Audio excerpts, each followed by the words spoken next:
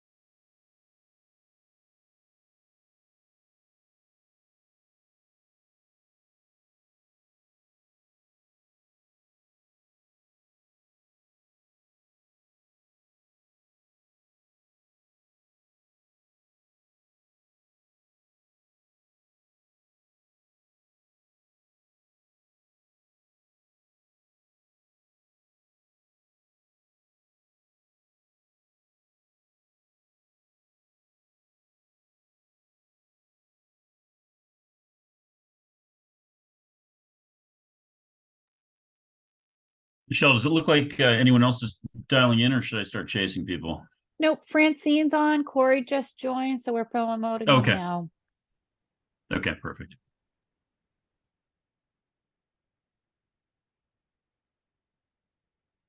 There's Corey. Hello, Mr. Evans. Good evening. We're just waiting. Michelle's pulling in Francine right now.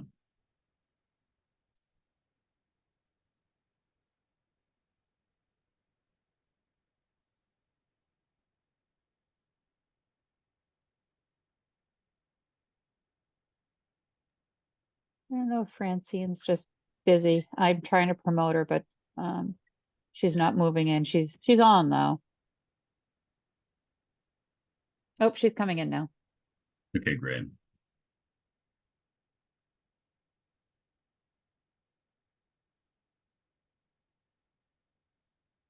Okay, and there's Francine. Great. So let's start with a roll call attendance. Susan Franklin. Susan Franklin here. Corey Evans. Corey Evans here. Brent Lyons. Francine, you're on mute. Francine Lyons here. Michael Dick. Mike Dick here. And Brian Host here. So I am tethered in through a Wi-Fi hotspot. My sound or video quality goes kaput. I may come back in through my phone, but that hopefully it doesn't happen.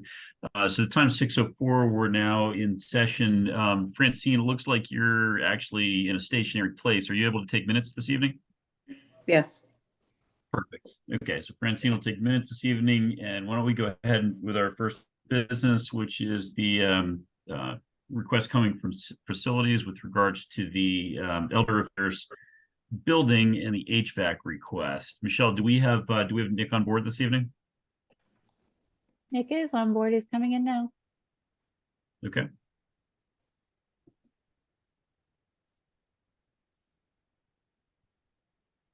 And I'm sorry, I'm just gonna have to step away for a minute, so I'm gonna make Corey co-host if you don't mind. Okay. And there's Nick.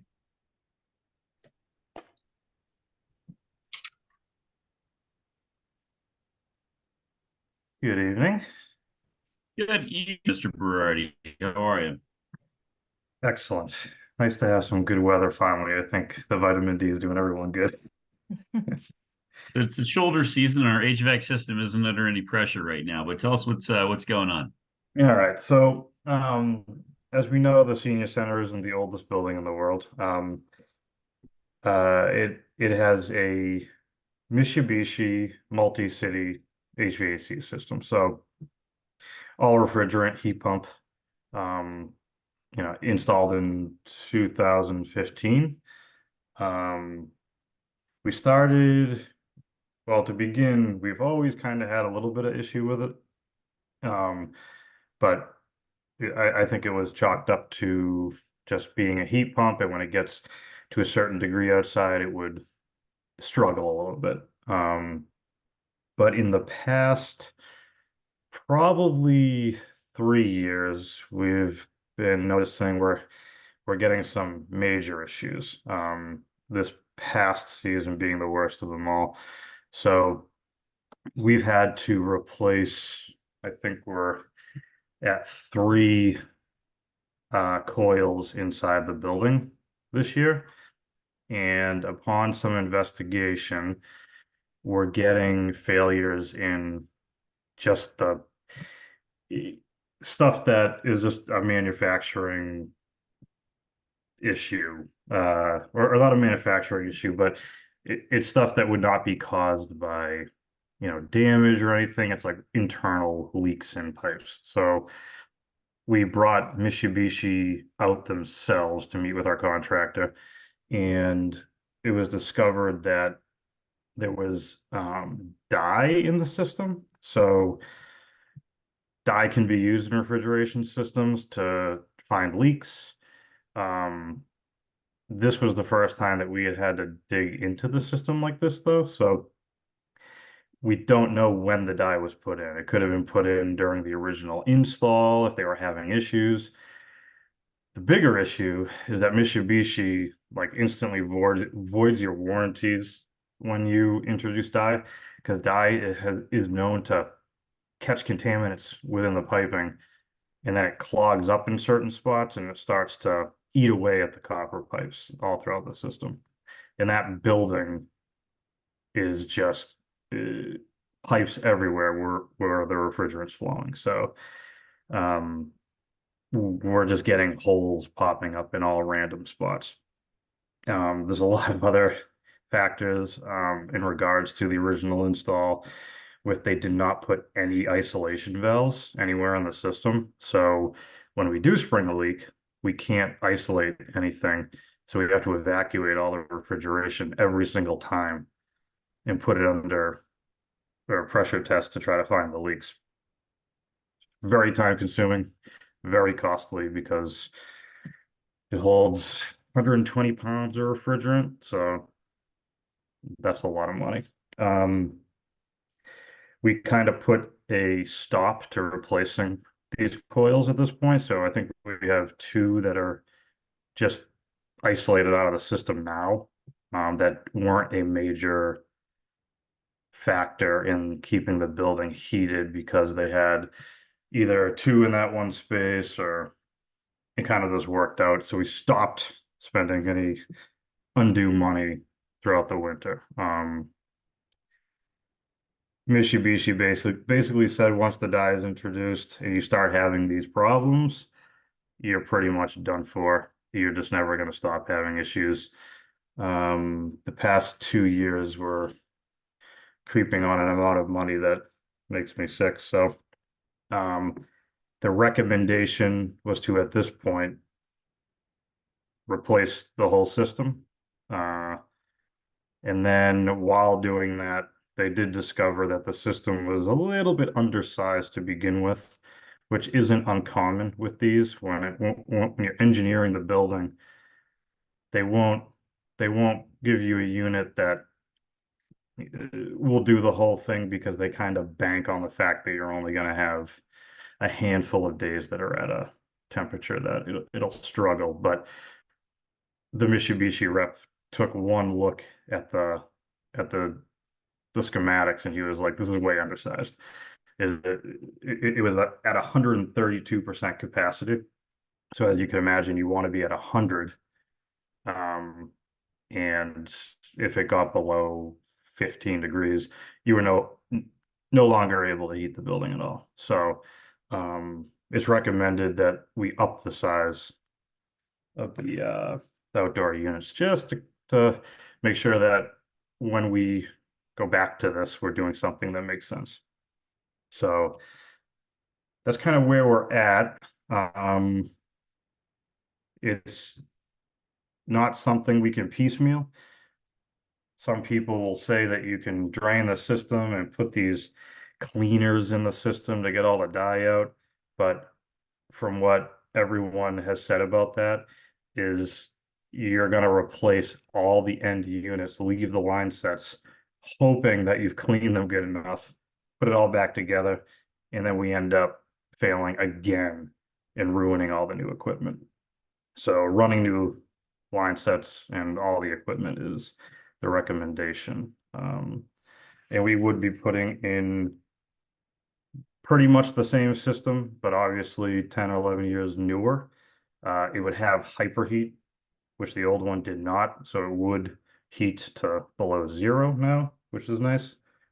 And this obviously does our cooling as well. But that's the short answer.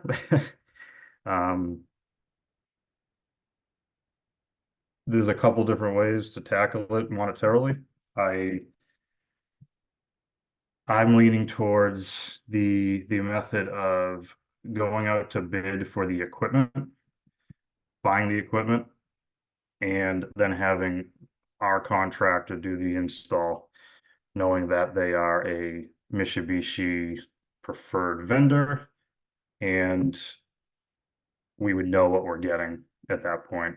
If we go out to bid for the full project, we're going to have to get it re-engineered, and they're going to probably try to reinvent the wheel on us. It's going to cost exponentially more money when we know we can put the same system back in, hopefully pretty minimally invasive the way that that building is built, because the above the ceilings in there's a lot of room to run things. So that's kind of what I'm thinking at this point, but I'd love to answer some questions. I've got a few right off the top of my head, so let me get the Yes. conversation started. And Ryan, Sure, Michael. certainly start the conversation, but perhaps you can go around the group more frequently. Maybe after a question or two from you. Sure. You could ask others if they have questions as well. Okay. It's a great suggestion. So my first two questions, and then we'll come back around at some point. My first question is, if we put the entire system out to bid, do we lose control over the manufacturer of the unit? In other words, can basically anybody come in, bid any manufacturer they want, and and then we're stuck taking lowest bid, even though it may be a piece of equipment that we absolutely do not prefer? So not in this case, only because the good news, if there is any good news, is that we would be reusing all of the electronics and all the controls for it. So the system we install would have to match that, which is Mitsubishi. So we're kind of like stuck with that, which is good. This is what we want. But that'll save a tremendous amount of money, leaving all of the control front ends in place. So we don't have to run any of that wiring. It's already there. There's already there's like a computer touchscreen kind of main brain that's in the NBF room in that building. So all that would remain in place. All we'd be changing is the equipment. Okay, so basically, on a de facto basis, whoever bids this is going to have to bid Mitsubishi just for because we're going to spec that it has to work with our existing controls. Yeah. Okay, and my second question is, somebody put the die in this system, and it sounds like that destroyed the system. Do we have recourse to the contractor, whoever it was that put die in this system? No idea. The bigger issue is, at this point, everything would have been out of warranty anyway. So from what I'm seeing, we get a 7-year warranty out of Mitsubishi on their stuff. So that would be a tough one to even, and we don't even know what contractor would have done this, because this is the first time that we've dug into the system like this to see what was in the piping. And we've had these contractors as long as I've been in town, so we've never worked on it like this. So it's probably you've evacuated this and refilled the system several times, and any one of those folks could have put the die into the system. Well, no. So the first time we had to do this is when it was discovered, and it was in it at that point. The only thing people can think of is they did it during the original install 10 years ago, and they were having some issues with it, and they just threw it in there, which wasn't uncommon, unfortunately. But with these very, very high tech finicky systems, Mitsubishi is absolute no-no on this stuff. The other weird thing was anytime you install a system like this, Mitsubishi is supposed to come out and commission the unit, and they do a full like schematic that tells you how long all your line sets in, which tells you how much refrigerant is supposed to be in the system. And Mitsubishi didn't have this one as closed out. They had some partial documents, but they did not have the final documents. So it was never fully registered with Mitsubishi. So that was an interesting one, because they do keep Okay. these things on file very intricately. So Okay, who'd like to go next? So Nick, I don't know if there was any paperwork to look at on this, but can you just give me a little more background on the building? Is this the primary heating system or is this auxiliary? this is primary heating and cooling for the entire building. Yes. Thank you.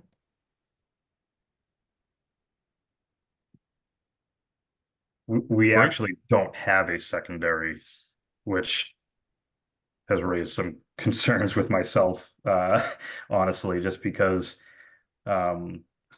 sometimes you'll have like electric backup heating when you have these kind of systems, and we have nothing. So when it fails, we're not in a good place. So there was also a thought of in the future doing a little redundancy, at least in some critical areas, especially because it's a warming center. So little concerning, but the newer systems are a little more robust and they can heat down to colder temperatures, so a little better. Corey? Uh, Sorry, Corey had his sorry. hand up. Oh, sorry, Francine, you can go. No. Thank you. I just wanted to clarify. Did you say that the dye issue aside, that when the system was originally put in place, that there was something missing anyway? Like there was something that wasn't done that should have been done?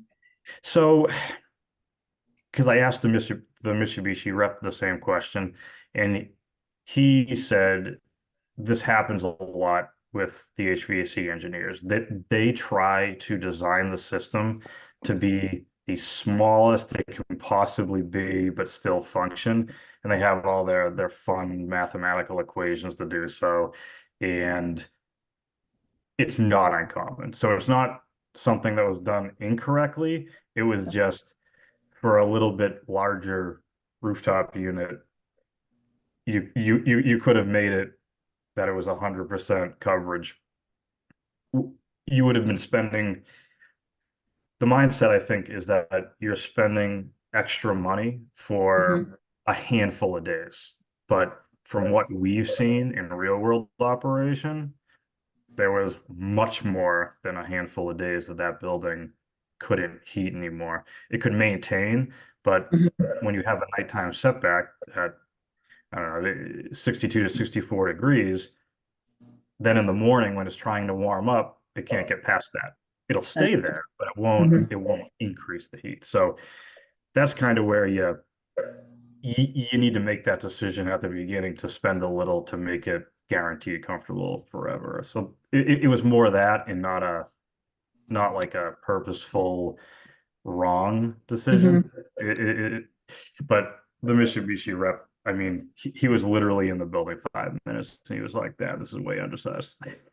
So, Okay.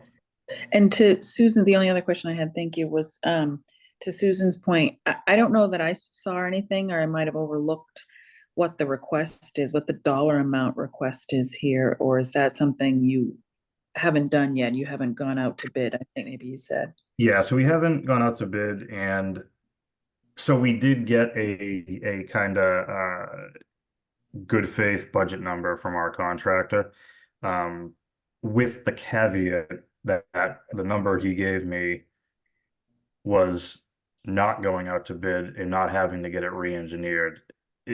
If this goes out to bid, it's going to be exponentially more expensive than doing this the other way. It's getting it re-engineered is it's tough because just like they engineered it the last time, they're going to come up with things that are different and try to change it. And the system that is there is a good system. It just needs to be installed very well and be sized correctly. So, it doesn't make sense to reinvent anything in that particular building, to me at least. So we run into that, but the rough estimate, if we went out to bid, we'd be looking over 500,000 probably.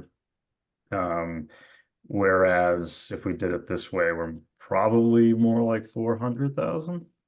So that's kind of where we're bouncing back and forth. Thank you. Two things, Nick. First is original cause of failure. This happened to me in one of my places, but I'm just wondering, was it for the faulty line sets? I know there's a big recall on those back in the day. Yeah. Is that kind of the initial thing that caused the waterfall, perhaps? Yeah, so the first couple leaks we had were in fact in those line sets. Okay. I did do some more digging on them because they were recalled way back in the day.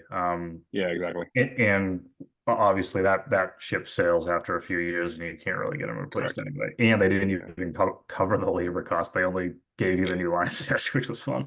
Yeah, correct. It saved me about $5. Yeah. In my repair. Yeah. But and then the second thing, sorry, go ahead. No, Well, I was I was going gonna to say, and those particular line sets too, they claim that they were only faulty if they were in like humid environments too. Yeah, horizontal. Yeah, Probably there's a bunch Mitsubishi trying to get out of it, but Okay. And then the second thing is thoughts about 410A kind of being outlawed in the next 12 months. So like spending a lot of money on a system that we potentially may have to phase out before it's done. Yep. I've done a lot of discussing with, so I tend to lean to talking to contractors on the side, just like flat out, just good conversations with people that work on this stuff. And yes, they're phasing it out next year, but equipment's still going to be sold until 2028 anyway. Okay. This isn't like a all stop type thing. I mean, I remember working on R22 systems when they started phasing this out back in 2008 or 9, and that it's still, I mean, yes, it's expensive to get the refrigerant, but it's finally just like really going away now. So it's going to be a long phase out. Our 410A is going to be very readily available. And then going to the new refrigerants, which are flammable now, has a lot of people on edge. So because compressing and decompressing a flammable substance. Okay, yeah, sure. Everything's fine. Yeah, just keep doing that. That goes well. So there's only one manufacturer that even has them available right now, and that's Daikin. Right, that's the other thing. It looks like even though there's a hard stop, there's a lot of uncertainty. So the question kind of was, do we even have another option here? I mean, if the train's coming down the tracks, but we're stuck on the tracks, then that's how it is. Timeline wise, probably not. We would get handcuffed to a Daikin system. We have to change all the controls, and you're buying the first model year of a car, basically. Yeah. I don't want to be the guinea pig for this stuff. The National Fire Code people haven't released any of their recommendations for it.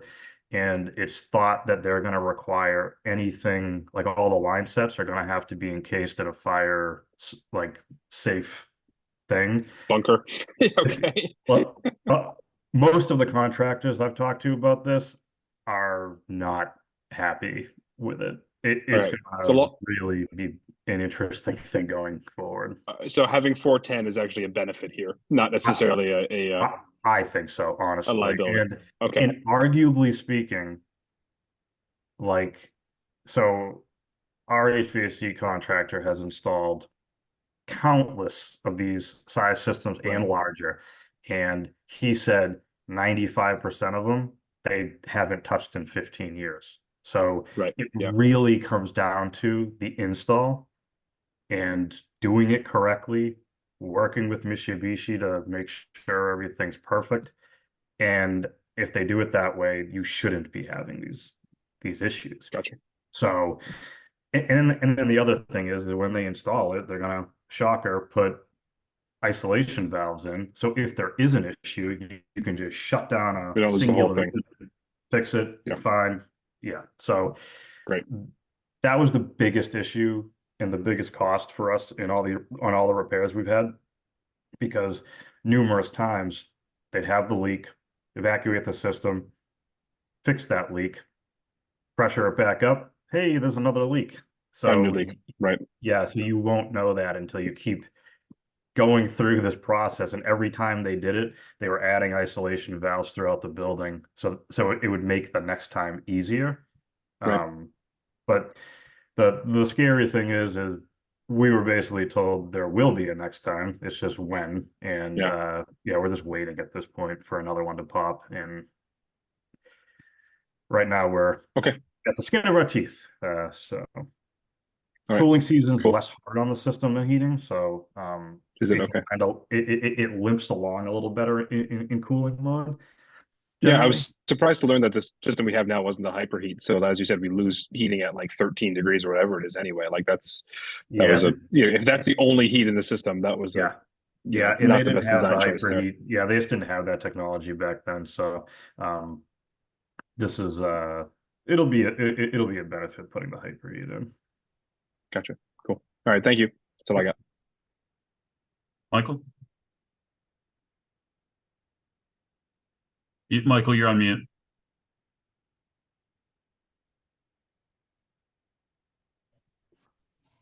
I've got several questions, so why don't I do 2 or 3 and then give you a chance, Brian, and then maybe we can come back for the rest of my questions.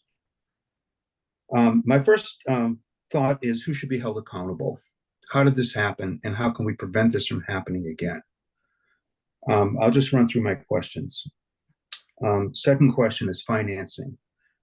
How is this going to be financed? Is it going to be done through debt exclusion, or is this a bond that will go through the normal non-tax increase process?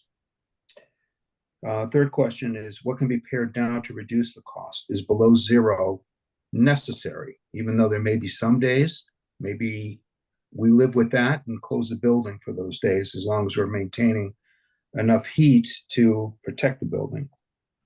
So those are my first several, and I've got a few more. So I'm starting with who should be held accountable. Hard to say. Without knowing when the dye was put in, we don't know who would have done that. Because we weren't having these big failures until, 2-3 years ago-ish, kind of. So that was when it was kind of first discovered. Obviously, it exponentially accelerated on us in this past year, but it's a hard one to answer, honestly, because it had been running, I'm going to use the word correctly, loosely. Yes, it's undersized, but it was okay for most of its life until recently. So it's one of those things that if the dye was in there from the get-go, it probably would have taken that long for it to start eating through the copper, because that's what it does.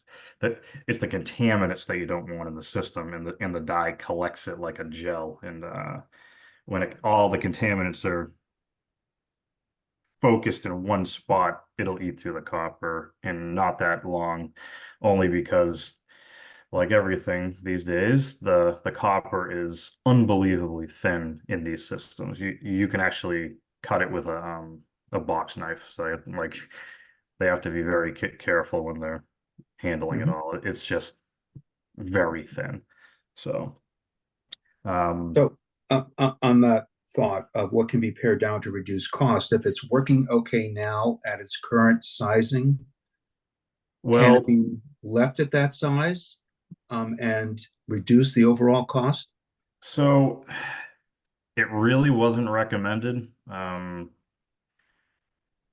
I think they're changing their tune on how Who's they? the system, Mitsubishi and Okay. the HVAC engineers in general. Just the way that he was making it sound was it was something they used to do, kind of thing. So the other issue was we noticed there was no ceiling units in the fireplace room at the senior center, which tells us that they were banking on the fact that there was a little natural gas fireplace in there as a BTU source for that space, and it was notoriously chilly over there. So it was recommended to add a cassette in that ceiling, which a cassette, I don't know if you ever noticed in that building, but if you look up, there's a square air handler. So if we put one of those in that room, it would really help heat the main space. And if you add that head, you would just go up slightly on the rooftop unit. It's marginal at this point in the level of how big this project is. It's marginal to add a little more tonnage to the unit. And then hyperheat is like pretty much all they come with now. That would be the only thing that used to cost more if you chose to do it, but they would be like you would have to almost special order something without hyperheat at this point. So I don't think we're going to save a lot by pinching the size of the unit down. And my other concern is that that building is classified as a warming center for the town. I'd be afraid to do something that would minimize that. I don't know what kind of changes we'd have to do in town to kind of say, well, sorry that it's freezing out, but the senior center is no longer a warming station because it's too cold. So, you know, if that's a different discussion, then so be it for sure. But if we're going to use it as such, I think we should put something in that can handle it. Okay, and then the financing, Michelle, can you weigh in on that?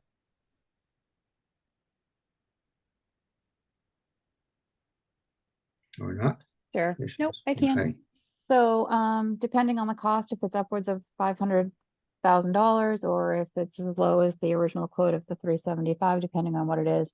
I mean, you can put it within the capital budget. You can bond it over a short-term bond. But there is no debt exclusion being suggested for this. Okay. It's a small project. And is it a warrant article now or about to be? It will be a warrant article within the capital budget article. All right, thank you. I've got a few more, Brian, but if you have some, why don't you go ahead? Or anyone Sure, else? let's ham and egg it. So I've got a few. So first of all, the replacement of the line systems, Nick. How much sort of interior and cosmetic damage is going to occur to open up walls, ceilings, whatever? I don't know if we've got drop tile ceilings or if they're actually drywall, but could you just elaborate on sort of the total installation scope and cost, including the aesthetics? Yeah. So, we didn't dig super into it, but we did enough to know that most everything can be run via drop ceilings. So the building is all trussed. So it's anything above the drop ceilings in there, literally 15 to 20 foot open air up there. It's all insulated on the roof line. So really won't be too bad. It's best case scenario for sure in any building. There are a few spots we haven't looked at hard enough to know if you can get from point A to point B without doing some drywall stuff, but Right. I really think it'll be relatively minimal. Okay. Anywhere there's a unit or a cassette, those are already exposed. Those are right there. Not hard to work on. The units we've replaced that are even above the drop ceiling, The only one that gave us a little bit of a extra headache was they had a particular unit directly above a sprinkler head. And there was no way to get it down without temporarily moving the sprinkler head out of the way. But when we did put it back, we had the sprinkler company put that on a flex line for the future. So if we ever did have to work on it, you can just move it out of the way. So, you know, certain things like that are a little bit of an unknown, but generally speaking, I don't think we're going to be tearing this place apart at all. Yeah. Okay, and is there one sort of a main riser conduit like within the walls that gets you up into the ceiling from the ground level unit, or is the group? So the unit's on the roof. Oh, really? Okay, all right. Yeah, so there's like a little flat roof that's Yep. kind of hidden in between in there. So it's up there, and then these systems go to what they call a branch box, which is actually in the men's bathroom right above the stall, which is super inconvenient. But they the branch box is the heart of the system. If you saw a picture of it, you'd be like, oh my God, no wonder why these things are complicated.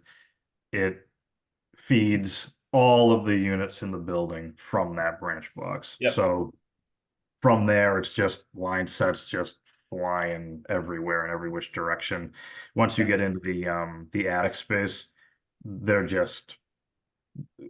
not put in like nice and neat like electrical would be. They kind of just, as the crow flies, they just do Run whatever along. with it. Yeah, it's kind of crazy, honestly. But Okay. yeah. Okay, so generally you're not anticipating huge cosmetic or cosmetic issue, well, structural issues. Yeah, it should be decently minimal, and we'll be able to hopefully, you know, do any of that repairing in house Okay, to save on that, and then peripherals like a little bit of roof work for penetrations and stuff like that will come up, but really marginal in the grand scheme of this project. okay.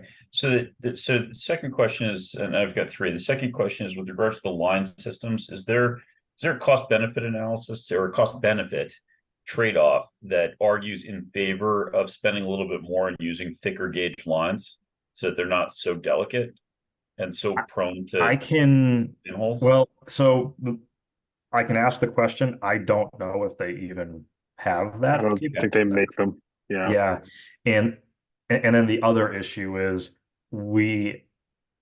as we sit right now, we've actually seen more leaks within the end units. So Oh, okay.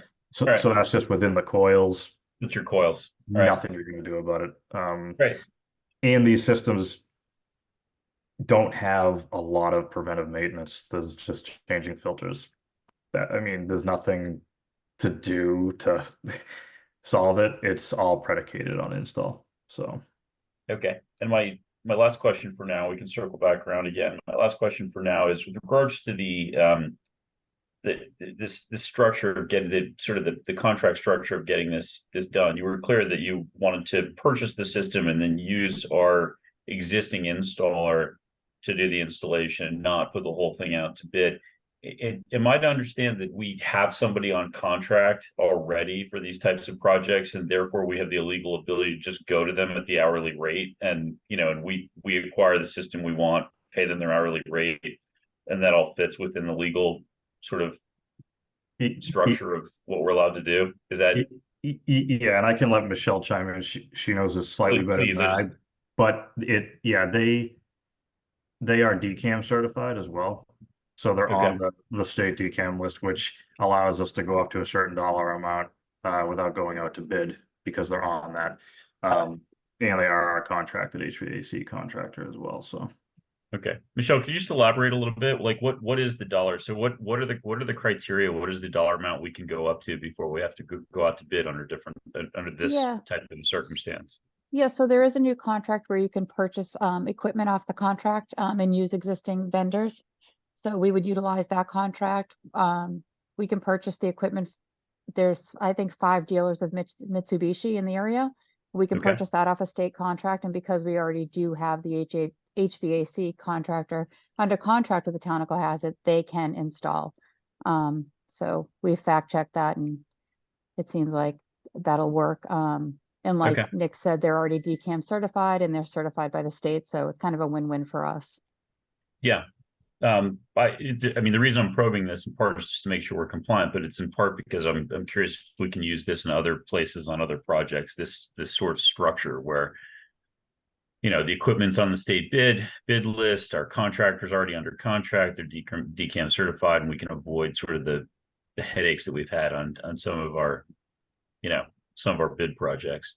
Right, so we're doing something similar with the library project. While we're going out to bid, we are going to use our existing earth mover, if you will, Yep. to move all the earth, demo the site, Yep. and get it ready for the masonry contractors to come in. So we are able to do that as well. Okay, so the bid's just for the hardscape work. Exactly. Okay. It's, look, if you know, if we can take 20% of the cost by doing this legally, that's very compelling.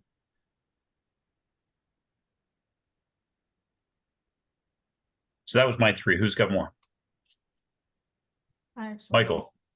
Sorry, someone else started to speak. I do. Michael, go ahead.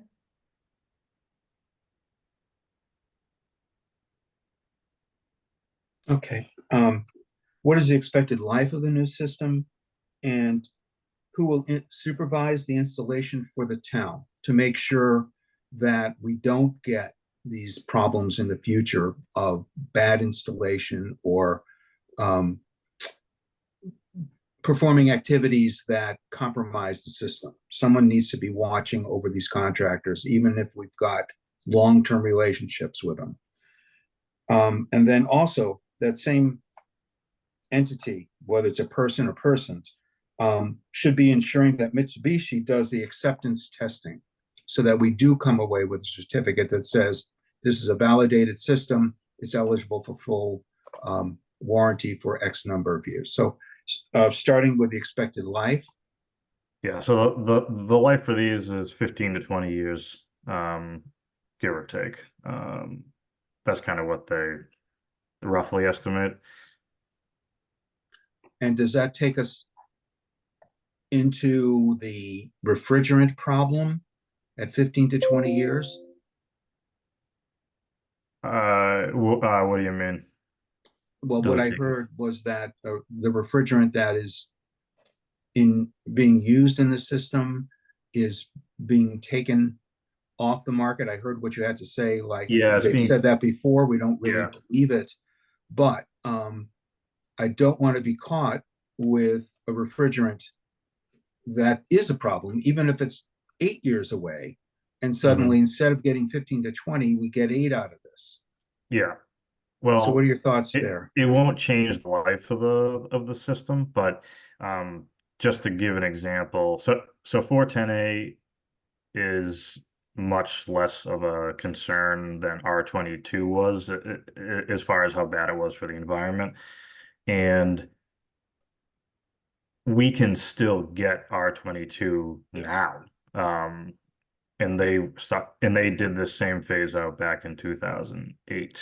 So that's, you know, it's going to be available if we ever needed it, but it doesn't change the life of the system. The life of the system will be what it is, regardless of the refrigerant type, if that makes sense. I don't know if I'm answering the question, but Well, not exactly, but let me just make this point. It's not that the system won't last 15 to 20 years. yeah. But I worry that we are unable to put refrigerant into the system if we have a repair, if we have I to see. recharge Yeah. the system Yeah. before 15 or 20 years. That's Mhm. the concern that I'm raising now. Yeah, anyone I've talked to does not have a concern at all that you will not be able to get this still that far out. Okay. It will be available. It will be a little more expensive, just like R22 was. It's not expected to do what R22 did with how much it did rise to, only because it's a less of a concern with the ozone issues that they Well, have with these. that's a concern for a lot of Yeah. people. It is.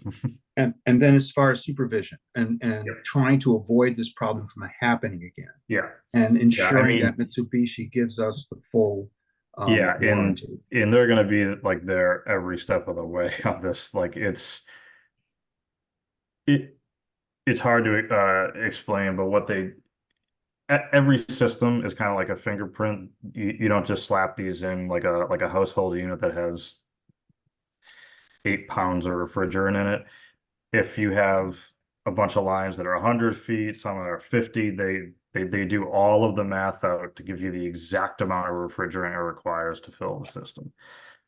So in order to get your warranty, Mitsubishi will be there to do this. They give you drawn up schematics of the entire system with all these details in it, and they give you a whole as built on the system, usually digitally as well. Our vendor is a preferred vendor for Mitsubishi, so they have like a very good relationship with them. I mean, they had the Mitsubishi rep out in a day when we wanted them there, and previously, before this particular contractor started working in the building, it was like very hard to get them on the phone. So and because they're our HVAC contractor, it really behooves them to put this in correctly because they're the ones that are going to be working on this system. So it will be a closely monitored project, especially with the history we've had. But what you said earlier was that when the system was installed, Mitsubishi did not complete the Yeah. process. And I Well, worry about the same thing happening. So the building wasn't built by the town, it was built Right, privately. That's the issue, honestly. When you're not held to any standards, you can make shortcuts, unfortunately. I can't speak to it only because I was not around back when it was done. But it's hard to say what went on during the building of the building in that sense. All right, thank you. That's it for me. So Nick, I just have one last question on sort of containment of the problem. You described that there's units on the roof, there's a web of piping throughout the building, and then there are these units that are in the rooms producing, where the heat comes out, be it a wall mounted, recessed. Were any of those units damaged and being replaced, or are they all right? It was the inside units that are being damaged and needing to replace. So the rooftop units are they're okay for now, but it was the indoor units that you would see, or some of them were just above the ceiling tiles, that those were the issues that were failing, or some of the line sets here and there. So that technology that you mentioned, Hyper, Oh, the hyperheat, yep. yeah, that's not on the main unit on the roof. That's in It's the system out as a whole. It's the compressor on the roof. They just have made leaps in the technology to allow it to heat when it's below zero, basically. Whereas before they didn't have the capability to do that. As you can imagine, a heat pump system is using refrigerant to get heat out of an outdoor air temperature of 0. It's hard to wrap your head around, but by using chemicals, they can pull heat out of 0 degrees. And they just didn't have that capability back in the day. All right, thank you.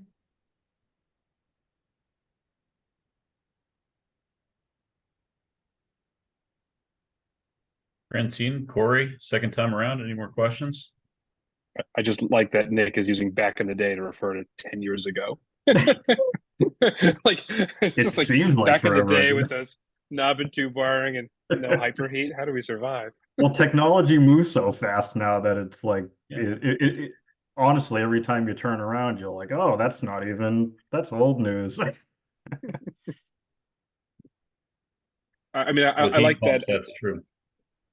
I do like that you've found again. I like that we are leaning on to Mike's point. When you hire a contractor, come in and then they leave, that's one thing. Where in this way, you've been able to spec it, and you're going to have more internal control using people that we see every day. So I like Yeah. this seems to be both a way to save money and control the process better, which I think is a win-win. So Yeah. considering where we are. And I know it's not like this particular contractor, they have been around a long time. The owner of the company, when he was young, installed the steam boiler system at the Cohasset High School. Like he has been around since the beginning. So he knows our town. Since back in the day, if you will. That's back in the day, yes. So they're very trusted, they're very good. And unlike a lot of companies like that, they have remained at the forefront of all the new technologies coming out, which doesn't always happen with these boiler companies. That they tend to uh you know shy away from all the new stuff, and then they get left behind because they can't keep up. I've seen it plenty of times. So these guys are at the forefront. They they even told me, they're like, our business in the last 10 years went from 90-10 doing all natural gas boilers and stuff to flipping to 90-10 heat pumps. And that's what they do now, basically. But they can still do our old boilers, which is perfect. So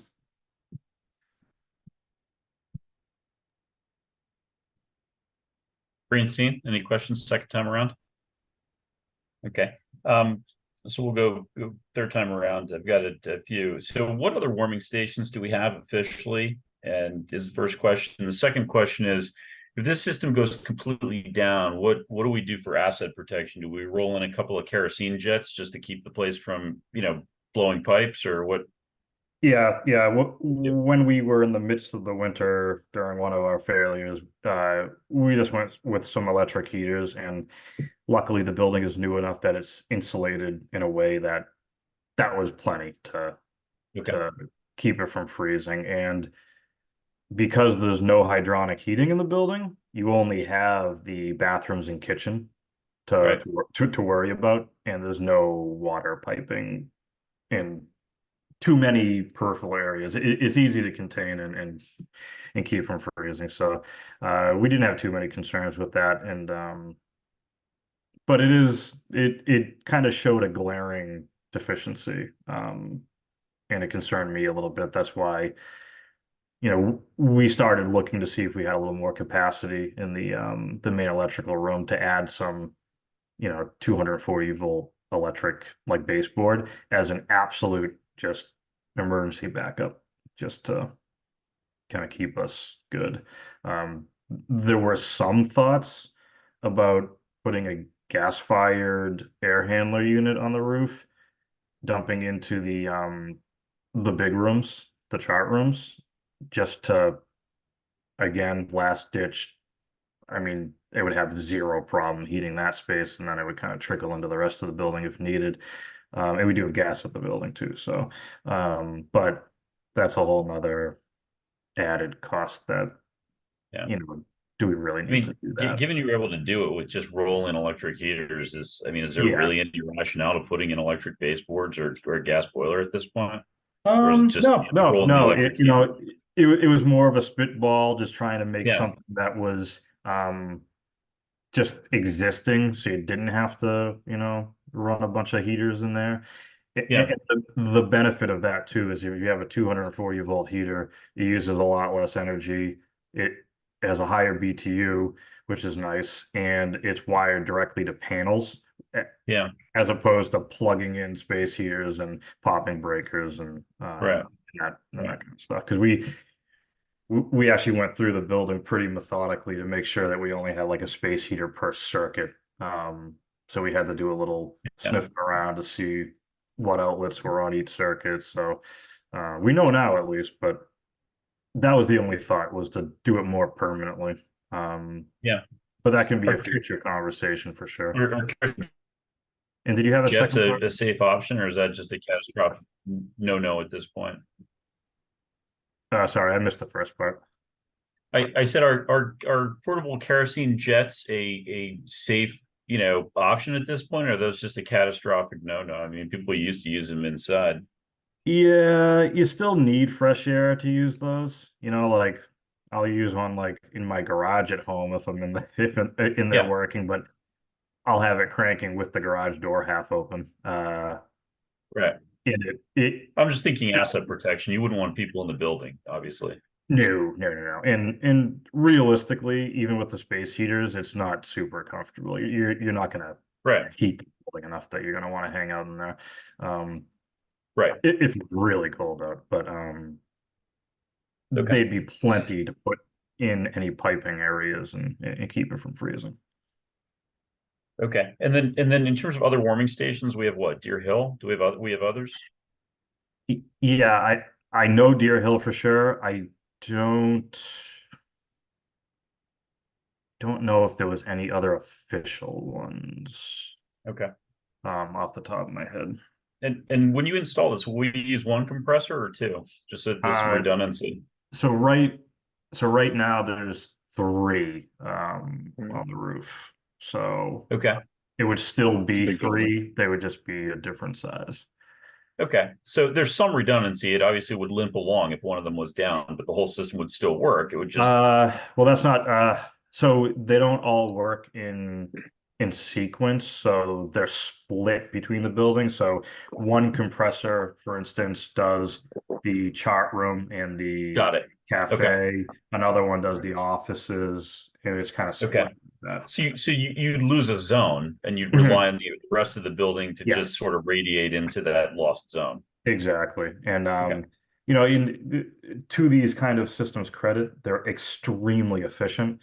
And even when the system was down to 10 pounds of refrigerant out of 120, it was still able to heat some of the spaces. The further away you got from the branch box, it couldn't do it anymore, but it was still Yeah. able to utilize that and somehow continue heating, which made it more difficult to diagnose because we wouldn't get notified until it was a temperature that was uncomfortable, and by then you've kind of already lost most of your refrigerant, unfortunately. Okay. And last question, honest to goodness.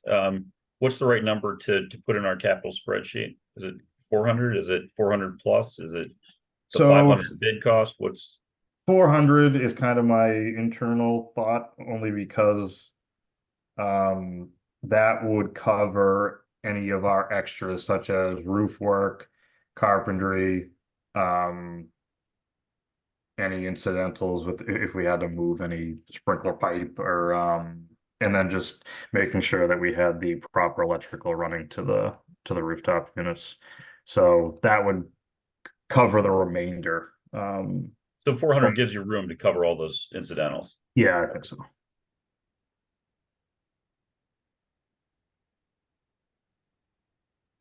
That was my last question, as I promised. Anyone else?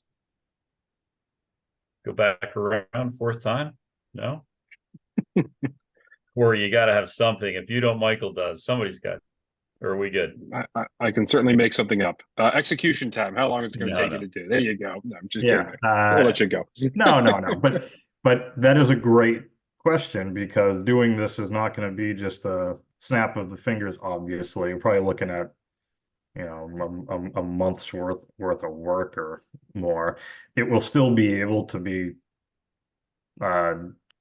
generally occupied. I mean, they functioned pretty well while our contractors were in there, like just searching high and low for these leaks and working on the Yeah. equipment. The thought in talking with them is the best time of the year to do it's probably like a September, October. Fall. Yeah. shoulder season where we don't really need to rely on cooling, but we don't also have to rely on heating. Right. So we're gonna limp it along all summer long, though, basically. Yeah, which Okay. from what we've seen, because of the lesser of a load on these for cooling, it seems to not have an issue, even though it's broken. And right now we have no leaks, so so we're floating along kind of good right now, but it's Don't say that So out it's loud. actually working right now. yeah, it's working right now. So but that was the thought. Plus it'll give time to order equipment. Who knows what lead times might be. Um, Got it. so that was the thought, at least. So a fall install. Got it. Will they go one zone at a time on the replacement, or will they just go after the whole thing? They probably just rip it all out and then put all new. Yeah. Okay. And it might even give us an opportunity, honestly, to relocate some of the important parts, so they're in areas that are very easy to access. So probably benefit us in the long run. Mike, I saw you came off mute. Any other questions? Nope. Okay. All right. Well, with that, why don't we move on to the next item, which is I guess we've got some library capital requests. And Nick, we're going to be covering the citizens petition on town hall a little bit later in this meeting. If you're interested to to stick around, you're welcome, but not obligated, obviously. Awesome. Sounds good. Yeah. Appreciate everyone's Thanks. time. Thank Thanks, you. Nick.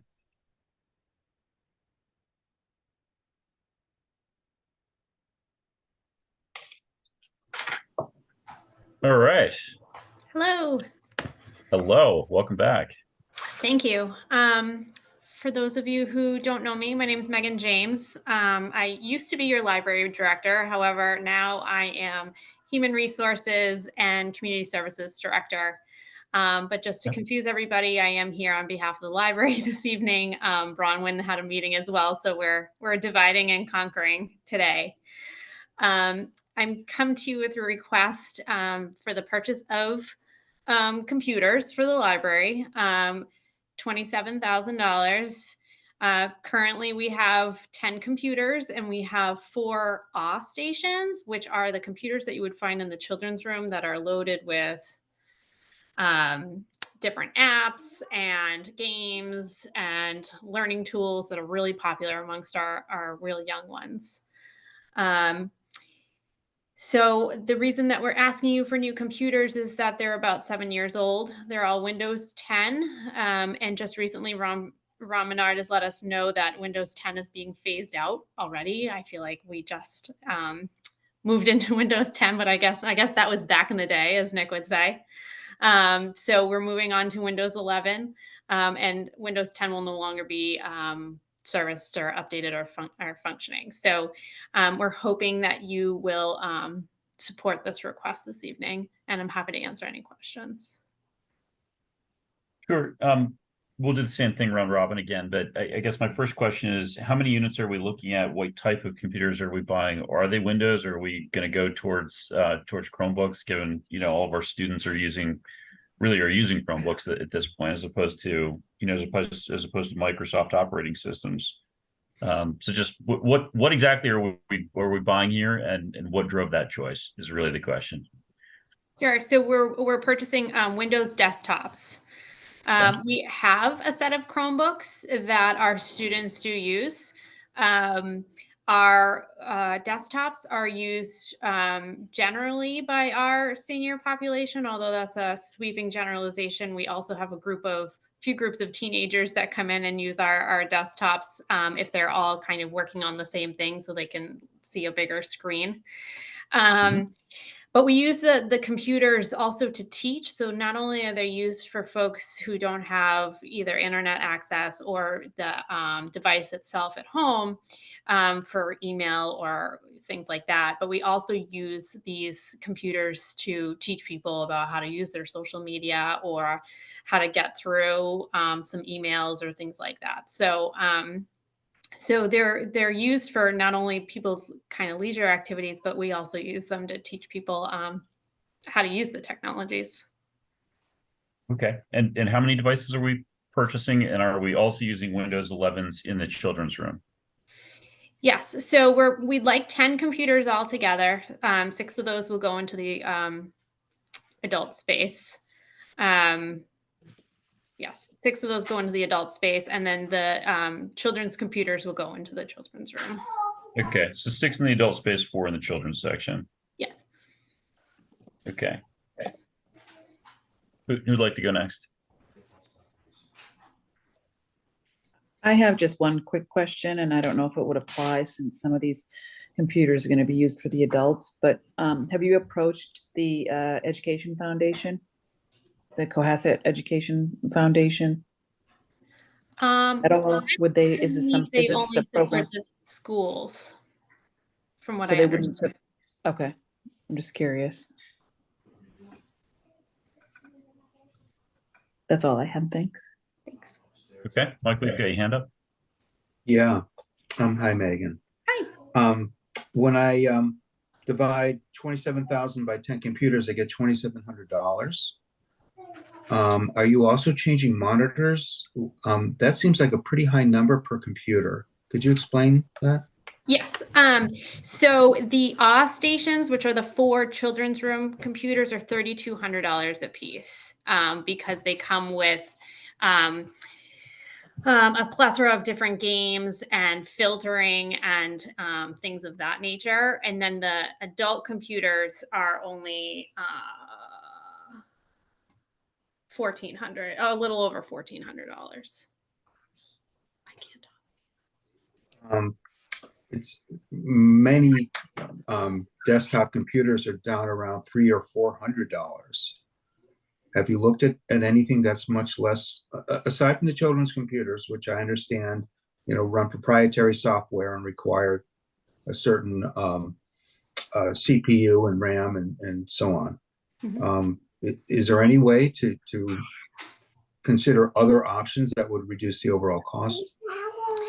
So this is the price that we received from our contract with the state through Ron Menard. So these computers that we have quoted for have the keyboard and the speakers already installed, so that we don't have to start buying those things separately.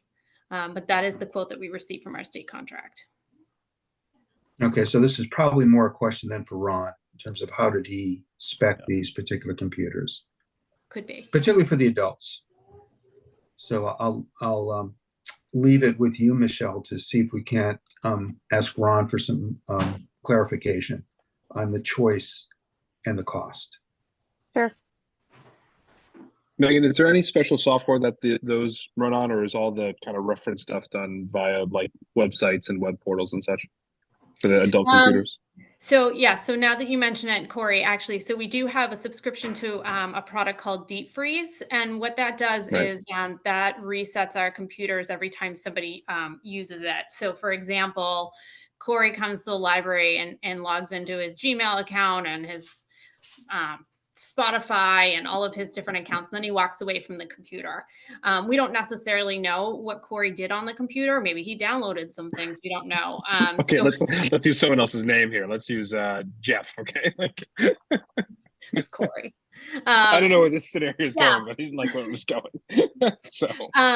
So what we do is just turn off the computer, and then when it reboots, it's completely cleared. So it's an imaged computer.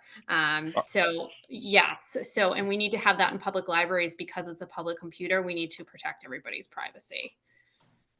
To Mike's point, I wonder if but outside of that, obviously having a freeze computer is you need to have that. Like that's not even negotiable. But I'm sure like we have something with, I think the Chromebooks in the school do the same thing where they reset every time and they're pretty tight. So to Mike's point, if there isn't a piece of software that we absolutely need on like a children's computer, I wonder if this is also an opportunity to move to a different platform.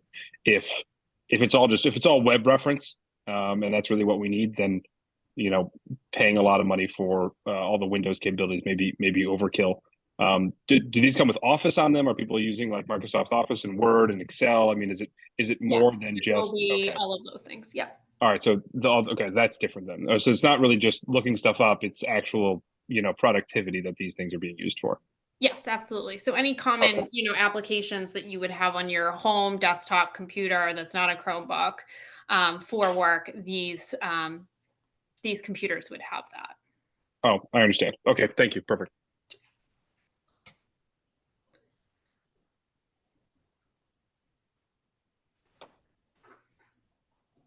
I have another question if no one else does. So a typical question we ask is the expected life, and do you have a sense on how many years we'll be able to keep these computers and use them? So Windows 10 was about 7 years ago. I think the life expectancy for a lot of devices are anywhere between, 5 to 7 years. It's just when they stop being supported by Windows is really when it starts to phase out for us. We perform necessary updates. We take good care of our computers. So generally it's when they tell us they're not supporting it anymore is when we need to move along. Right. So Michelle, yeah, we'll have more questions for Ron. And whether or not these computers would be using Microsoft 365 through the web, or we're going to be loading software onto the actual computers themselves. One other question just popped in my mind, Megan, and that is, what is the workload on the computers as they are now? About how many people per week might come through and actually use them, and how many hours per day? Just, are they in constant use? Are they in occasional use? What's your take?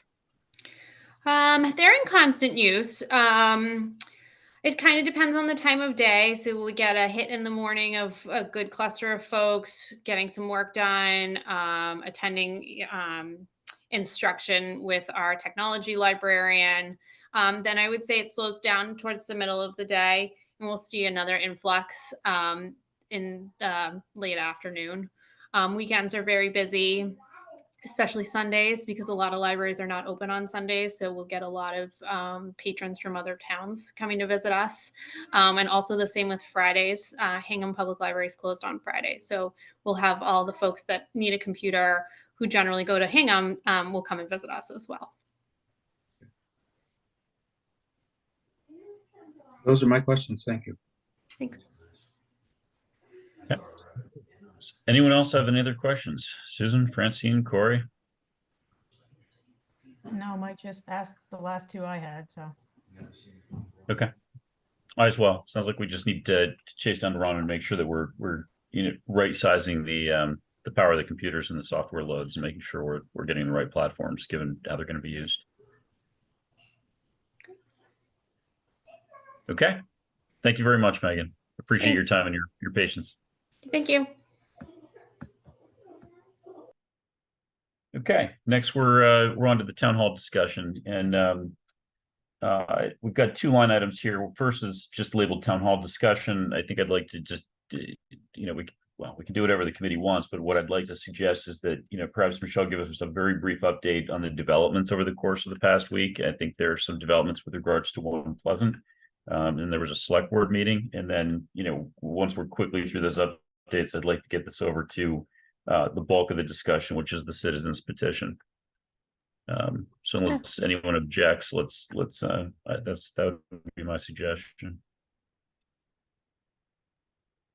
Okay. Okay, Michelle?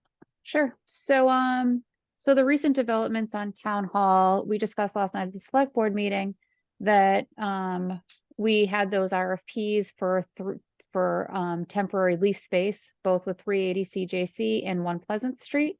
The decision was made last week to decline the need for temporary space because we were moving forward with the purchase of One Pleasant Street, the 1 unit of commercial space on the first floor.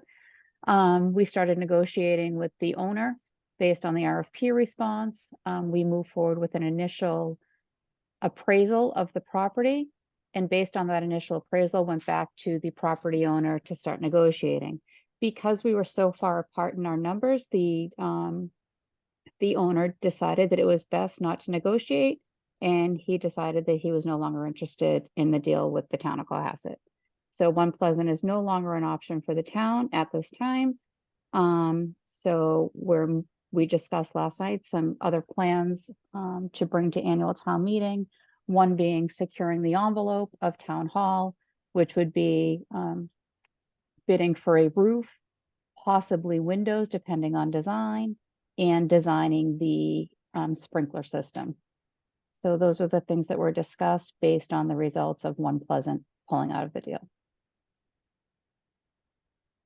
Okay, I have three questions right off the top, and then we'll go around quickly. So you prefaced this by stating that, you know, we concluded we did not need temporary space because we were buying one. We're going to attempt to buy One Pleasant. We're now no longer attempting to buy One Pleasant. Do we need to revisit the need for temporary space, or is that to be determined? I think at this time it's premature. I don't Okay. know what the select board's desire is, but until there's a plan in place, I think it's premature to move staff to another place. Okay, my second question is with regards to the scope that you just articulated, which was roof sprinklers and possibly some windows. Does that meet the requirements identified by John Hallen to achieve a permanent occupancy permit? So as far as we have right now on file a temporary certificate of inspection, not a certificate of occupancy. That certificate of inspection can be renewed every 6 months based on projects moving forward. We have not spoken to John Hallen about what exactly would deem us a certificate of occupancy, so I can't answer that. John Hallen's been off since these recent developments. But as far as securing the envelope, I don't believe that'll trigger any additional code issues. As we've learned, those items are exempt from. Yeah, I just like to get us back in there permanently so that we don't have this albatross hanging over our head of being in there under a temporary certificate, moving towards goalposts that are undefined. Is John going to be back anytime, without probing on any personal information or confidential, personal information? Is John going to be back anytime soon and able to address this? Yep. So John should be back in the office next week. I think it was just a vacation. Okay, I didn't know and Yeah. didn't want to. I didn't want to intrude if there was a different issue at hand. And my last question was, you mentioned windows. I understand that there's which is fine. I understand some of them may be leaking. But what I hear was HVAC. I've heard that the HVAC system has failed. Is that something that's being contemplated and we just failed to mention it or discuss it last night, or is that not a priority? So we didn't discuss it last night. The discussions last night were more around securing the envelope, and Okay. not really seeking to do anything in the interior of the building just yet. Okay. Just a personally, again, this is purely a personal perspective, but you can hear it in my questions. I'd really like to get a permanent occupancy and have that space be usable, in addition to just the asset protection of the envelope. So I'll stop there and let's go around the committee. Who'd like to go next?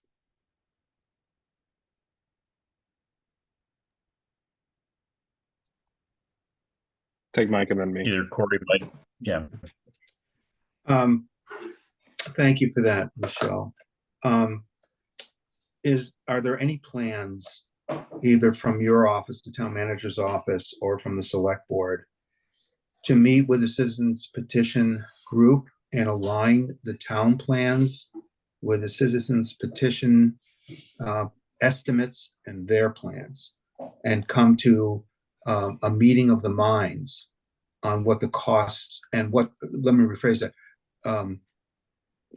choosing the priorities and then setting forth the cost based on those priorities?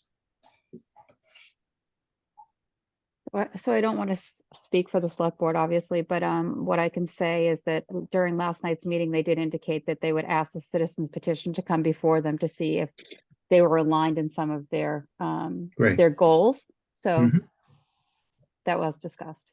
Okay, and we're still, I imagine, I imagine we're still a ways away on figuring out the cost estimates of financing and whether or not a debt exclusion is required.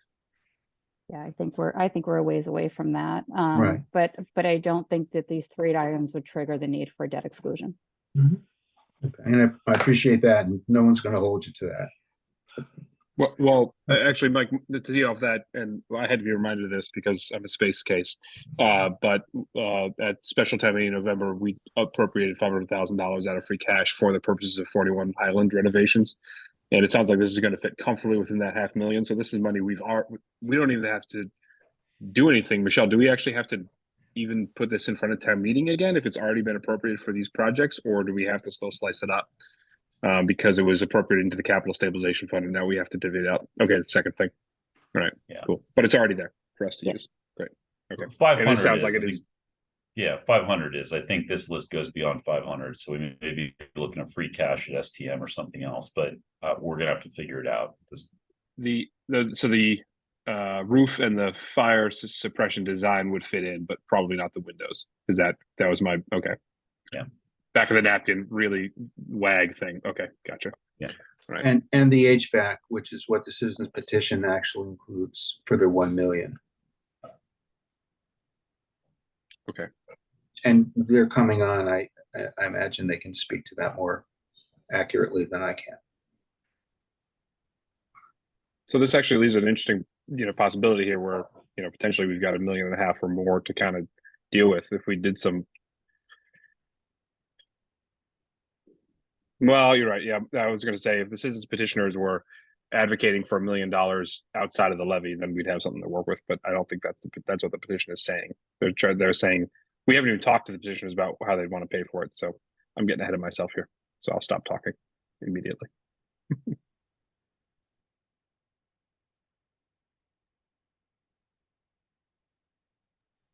Michelle, same thing. Timeline on these things for execution if we were to move forward on fire suppression and roofs. Sure. So we do have to design the roof.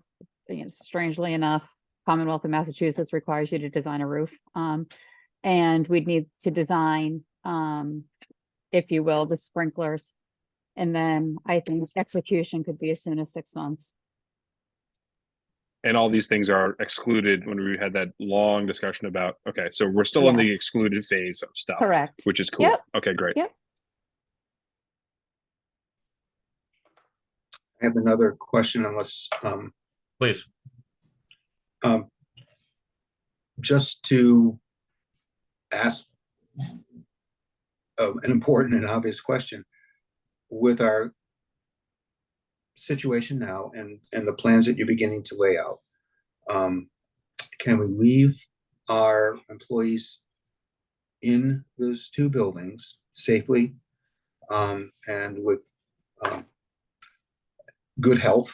Or do we need to move people out during a roof roof repair or shingling and what have you?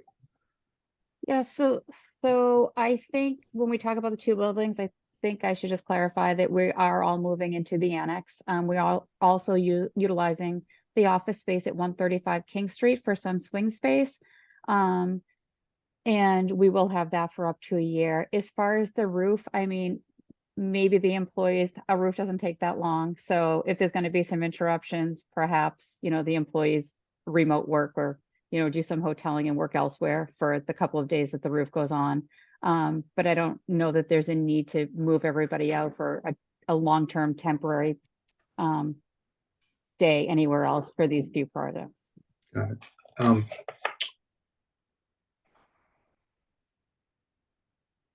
On the roof, you mentioned that the state requires an engineering, is it a study or a plan or Just a design.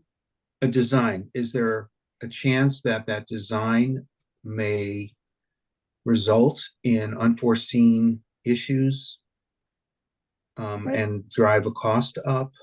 So, right, that's always the risk, and that was something that we talked about a little bit when we floated around the idea of windows, right? Anytime you're removing something, you always run the risk of there being damage below.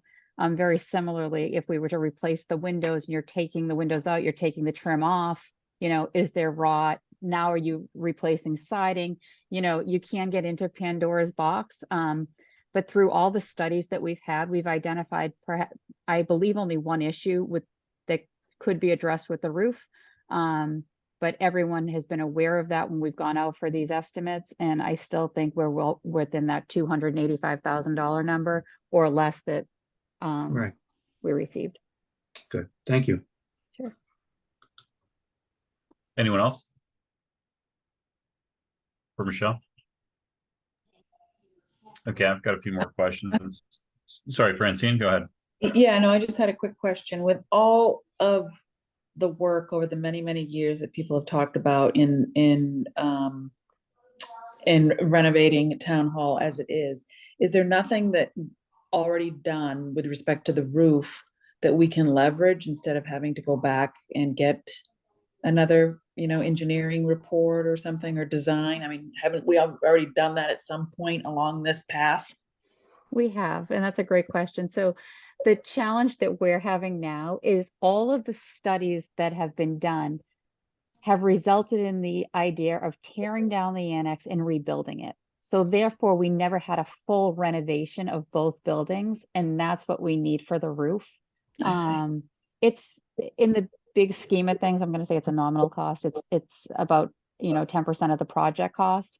But it's something that, you know, we should just get done and move forward with a bid and get those true costs in. Yeah, understood. Thank you. Sure. Anyone else? Susan? So Michelle, my only question was to, early on in the conversation about renovating the buildings, we talked about the trigger where you know, force having to do more work. And did we ever really get to the bottom of how that's going to work over a multi-year phased in project? And would we do work that later gets triggered in the future and have to redo it? Yep, so that's a great question. And I think the safe bet for us right now is these items that are almost exempt from that. And I think that's why these items were chosen. They're exempt from those triggers, especially if the plan is to get us in the building as a whole, more permanently until we go to the next phase. I did speak with Clark Brewer this morning. I know that he has an opinion, from the AG's office regarding kind of that multi-generational project. So I'll let him talk about that when he gets on.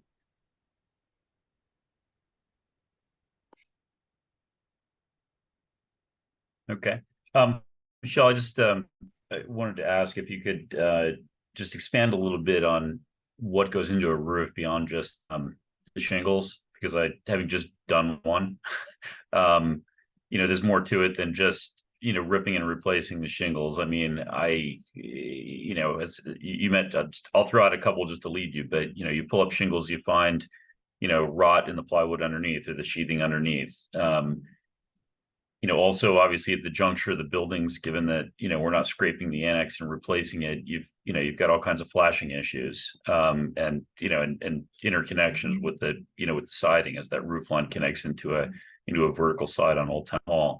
I'd also ask, you know, whether or not we would actually clip off the top of the chimney that is on Old Town Hall so that we can actually have a continuous roof right all the way down to the edge, and maybe we can deal with removing the rest of the chimney later. Or are you thinking about taking that down now? So I just a handful of thoughts out loud, but give us a little more flavor. What's involved here just on just new shingles? And I Sure. assume there's probably gutters. Yep, so exactly what too. you outlined, Um, right? So we have to make sure the integrity of the plywood is safe. So when we're shingling, we're not shingling good over bad. The flashing obviously has to be addressed. We're not going to address gutters. That's not part of the roof project at this time. And as far as the chimney, I'm not sure what the thought process is from the roofer or from Nick or Brian's team on the chimney and what to do with it at this time. So I can get those questions answered for you, but I'm not sure. Okay. Is it I mean, is it even realistic to do the roof without doing the gutters? Because we've got, you know, fascia boards behind the gutters may or may not rotten. I just, I just don't know the answer technically, but at least in the case that I just recently experienced, it was recommended to, first thing we did was pulled off all the gutters before we did the roof, replaced any, just to see, make sure we had fascia boards that were in good shape, replaced whatever wasn't. And then did Right, the so, roof.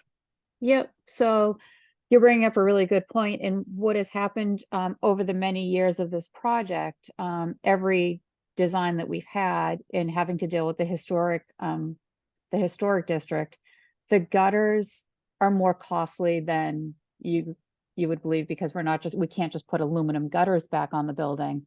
I know there's several buildings within the common that had to put, old, I'm not sure of the materials, but they're very costly. And I don't think those were spec'd as part of this project. There may be aluminum gutters spec'd as part of this project, but I don't know that that's going to fly with the Cohasset Historic District Commission.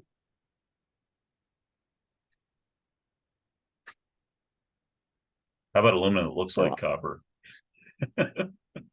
Well, I'm being facetious, but we did talk about that during, I think, the last maybe 2 iterations ago.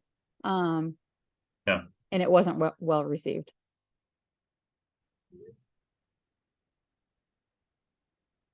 okay. I could just, well, I'm going to speak as purely as an individual, and not one on the detail committee but one on the capital budget committee. I mean, if it looks historic and nobody can tell from the ground what's on the building 30 feet up, I have a hard time making the case for a significant increase in cost to have copper as opposed to aluminum that looks like copper, but that's just me personally. I'm just one voice on this committee. So.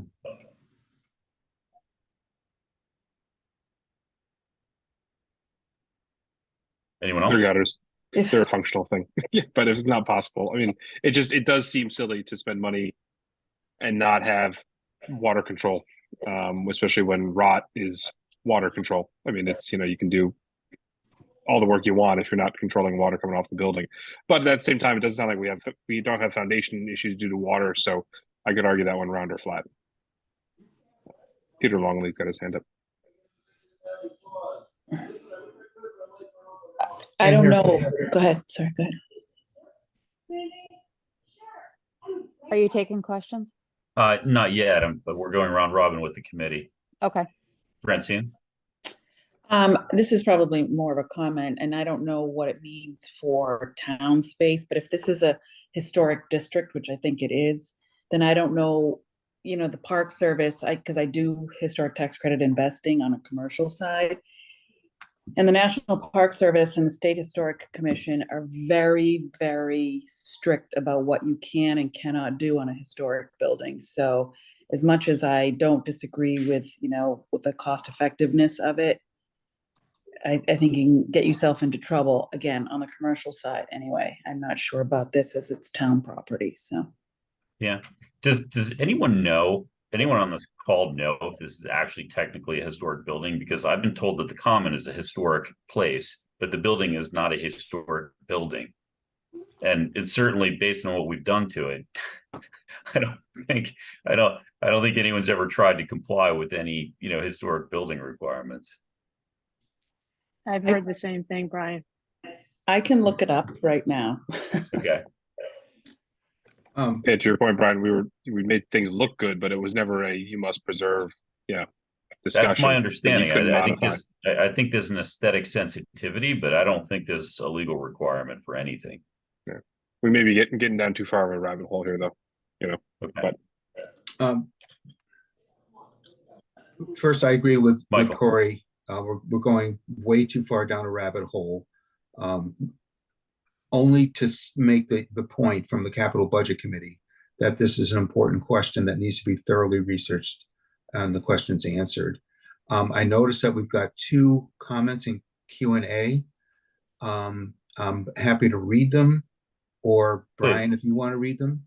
Well, But let me I've just got ask more- if anyone else on the committee has questions before we open this to questions.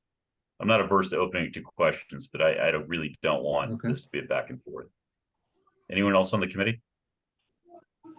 Okay, Michael, please proceed. Okay, the first one is from Jean Dippold.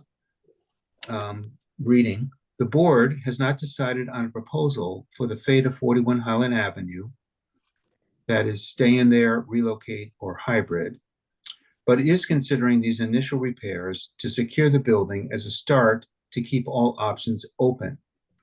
These capital items would be in a warrant article before town meeting reaches the citizens petition. And that was at 7:33, just a few minutes ago. And then Peter Longley put on a comment a minute later on the gutters. Stainless steel flashing would be the right material. I'm sorry, on flashing. Stainless steel flashing would be the right material. Copper is incompatible with aluminum. They are valence opposites and destroy each other. So those are the two comments in Q&A. Okay.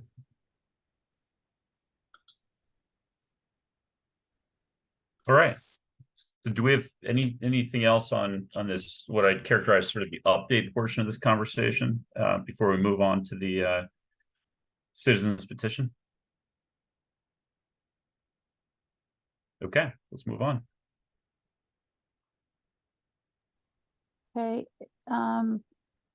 if everyone here for the citizens petition can raise your hand so I can allow you in, that'd be great. I know Peter is here.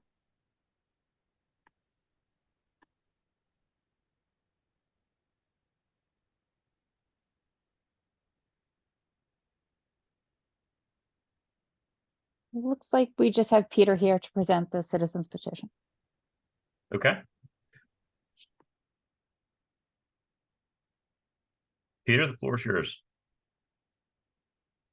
First of all, I want to thank you, Michelle, for sending me the invitation. I really appreciate the opportunity to be here and to talk. I'm excited about the possibility that the select board would like to explore doing some of the items that are among the 4 items that are on the citizens petition. I certainly welcome them. Frankly, in my mind, and I would speak for me and probably for most of the people who signed it, that we only care that the items get done. We don't care whose idea it is that they be done. We just feel that they need to be done, and we just think it's fantastic that there's a strong possibility that they could be done.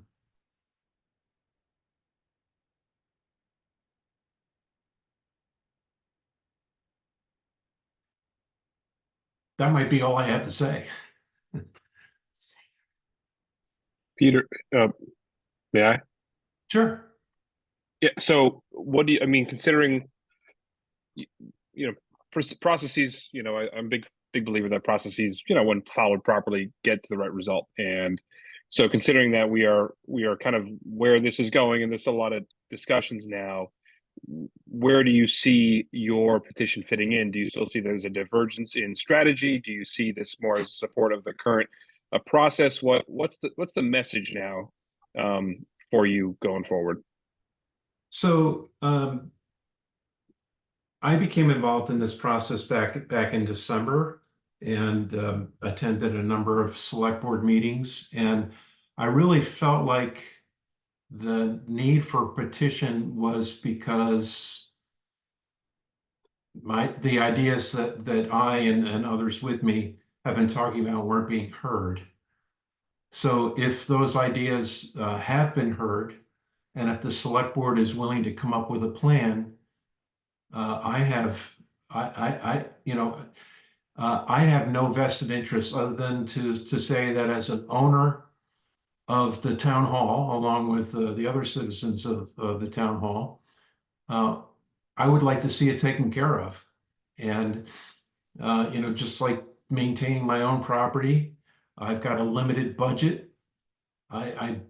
I know that it's possible to have a limited budget and to decide what things I'm going to do this year and what things I have to put off until next year when I might have more money.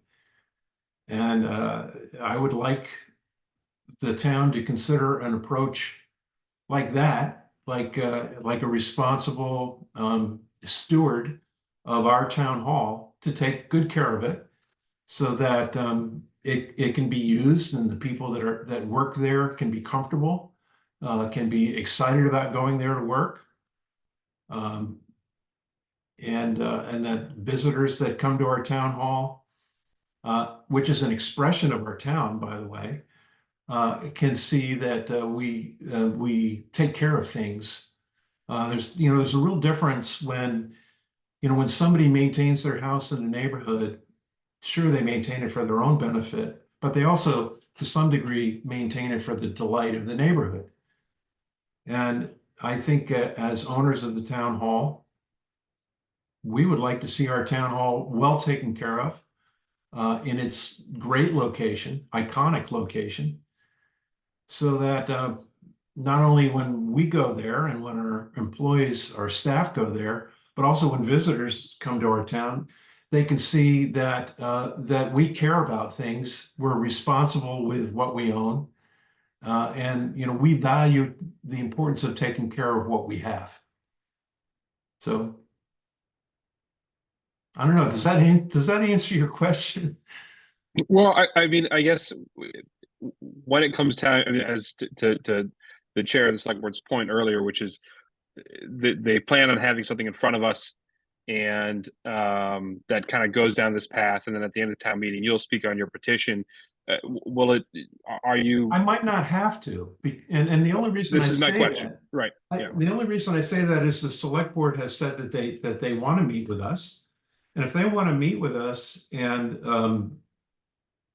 talk about which 3 or 4 things that we all agree are the most important things to do, and then formulate a plan and come up with a budget, which you guys are going to verify.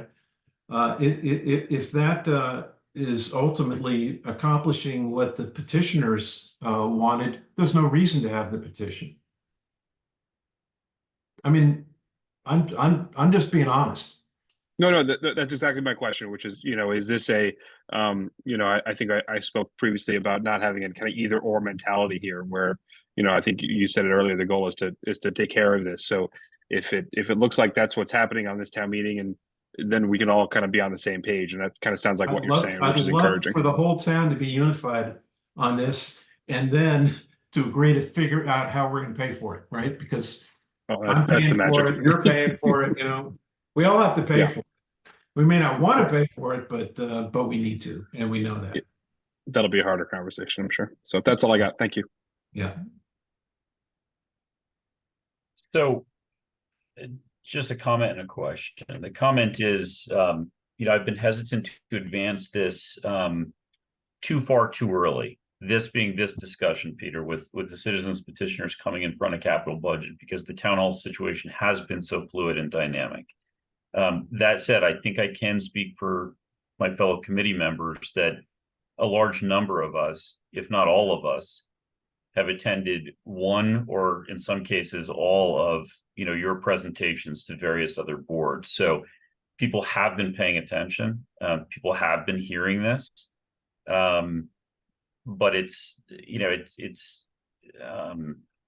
potentially counterproductive to actually review it as a capital budget, or had been potentially counterproductive to review it prematurely, particularly given the way things are now converging. I think that's proven that out a bit. With that comment said, you have brought forth a citizens petition, which will appear on the warrant unless it's withdrawn. Which puts us as a committee in a position where we have to review that citizens petition. We are going to have to vote on it, whether that's in the presence of a warrant article advanced by the town or not.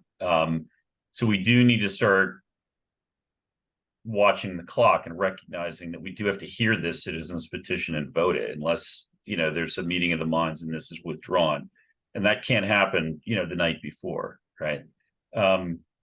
So what I'd like to suggest, and the reason I put this on the agenda this evening, is that it's been my feeling for some time that what you've suggested as citizens petitioners is going to happen sooner or later, whether it's a citizen's petition, whether it's the town taking the lead in asset protection, which is, I think what we're hearing right now, or whether it's in the context of a big bang renovation. These are 4 items that are a subset of, I think, anyone's plan.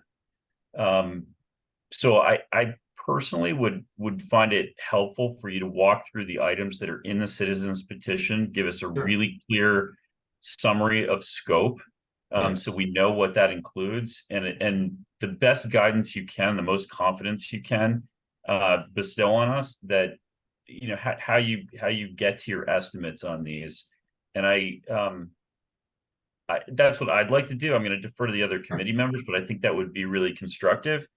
And I do want to preface it by saying, at least if you hear from me a bit of drilling and poking with regards to cost estimates, please just recognize it's because after 10 years on this committee, we've had a large number of highly qualified people come in front of us and present projects with estimates, with the utmost qualifications behind them, just as yours is, and they're almost always wrong. Sometimes they're wrong by a little, sometimes they're wrong by 100%. So Yeah. Or more. That's the nature of it. Do not misinterpret what we would call diligence and perhaps contingency planning for a lack of confidence, or even skepticism in what you're putting forward. So I just want to let me preface. talk about that.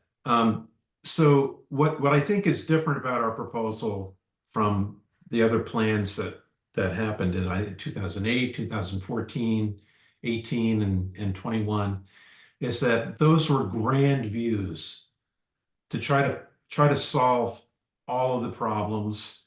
And once you get into a project like that, it begins to take on a life unto itself. You need to have all of the OPM requirements. You need to have general contractors who are qualified and who might be organized. They might be out of the area, but they might not have connections with small subcontractors that are able to come to Cohasset, or who see the 02025 zip code, and that means that it's their chance to double the price.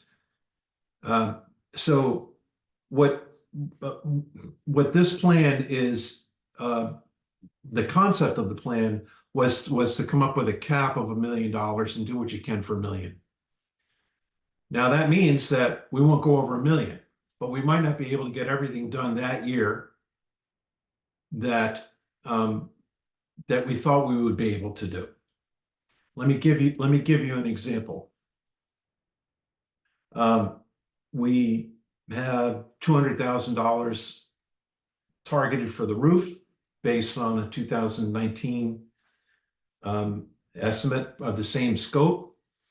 It was a project that was approved and then not completed. We have an estimate of another couple $100,000 for sprinklers. We have a $12,000 estimate for repairing the brick walk to remove any tripping hazards, which of course are a risk to the town if anybody was injured on town property. And then the wild card is the air conditioning. Now we've got $400,000 in there, and then we had another contingency on top of that took it up to $1 million. So when I say the wild card is the air conditioning, well, we haven't really fully defined it.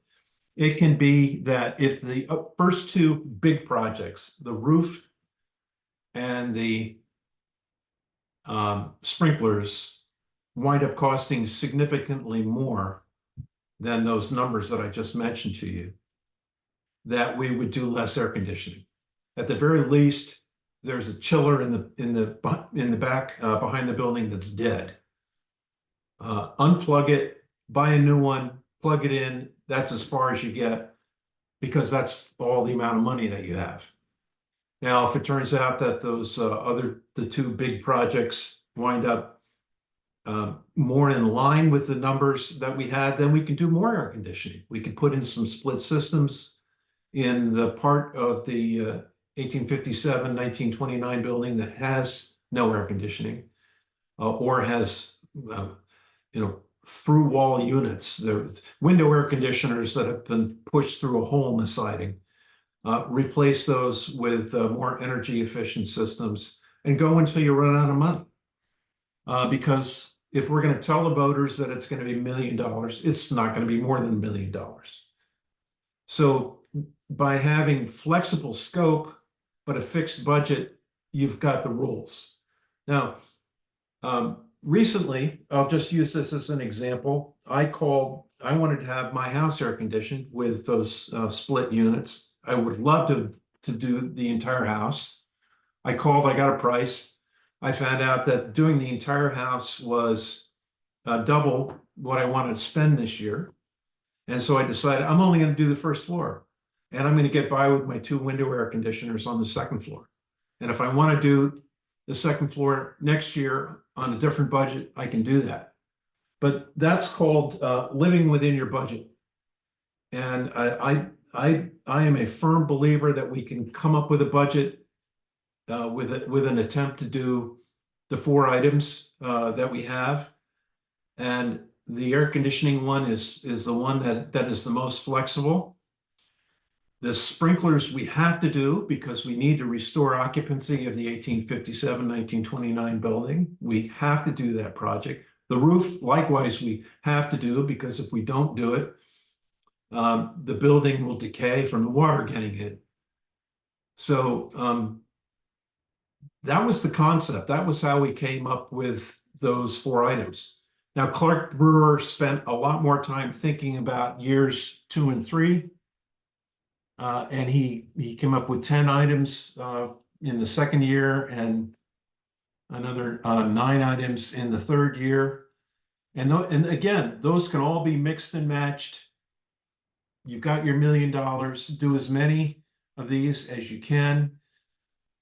And hopefully by the end of the 3 years, we would have accomplished the entire list. But if we can't, well, then at least we've shown that we're doing something to take care of our building. We've made it a lot better for energy consumption. We've made it a lot better for the people who go to work there every day. And it shows that we're taking care of our town hall. That's our philosophy. That's been our approach. And there's no reason that I can see why we can't operate like that.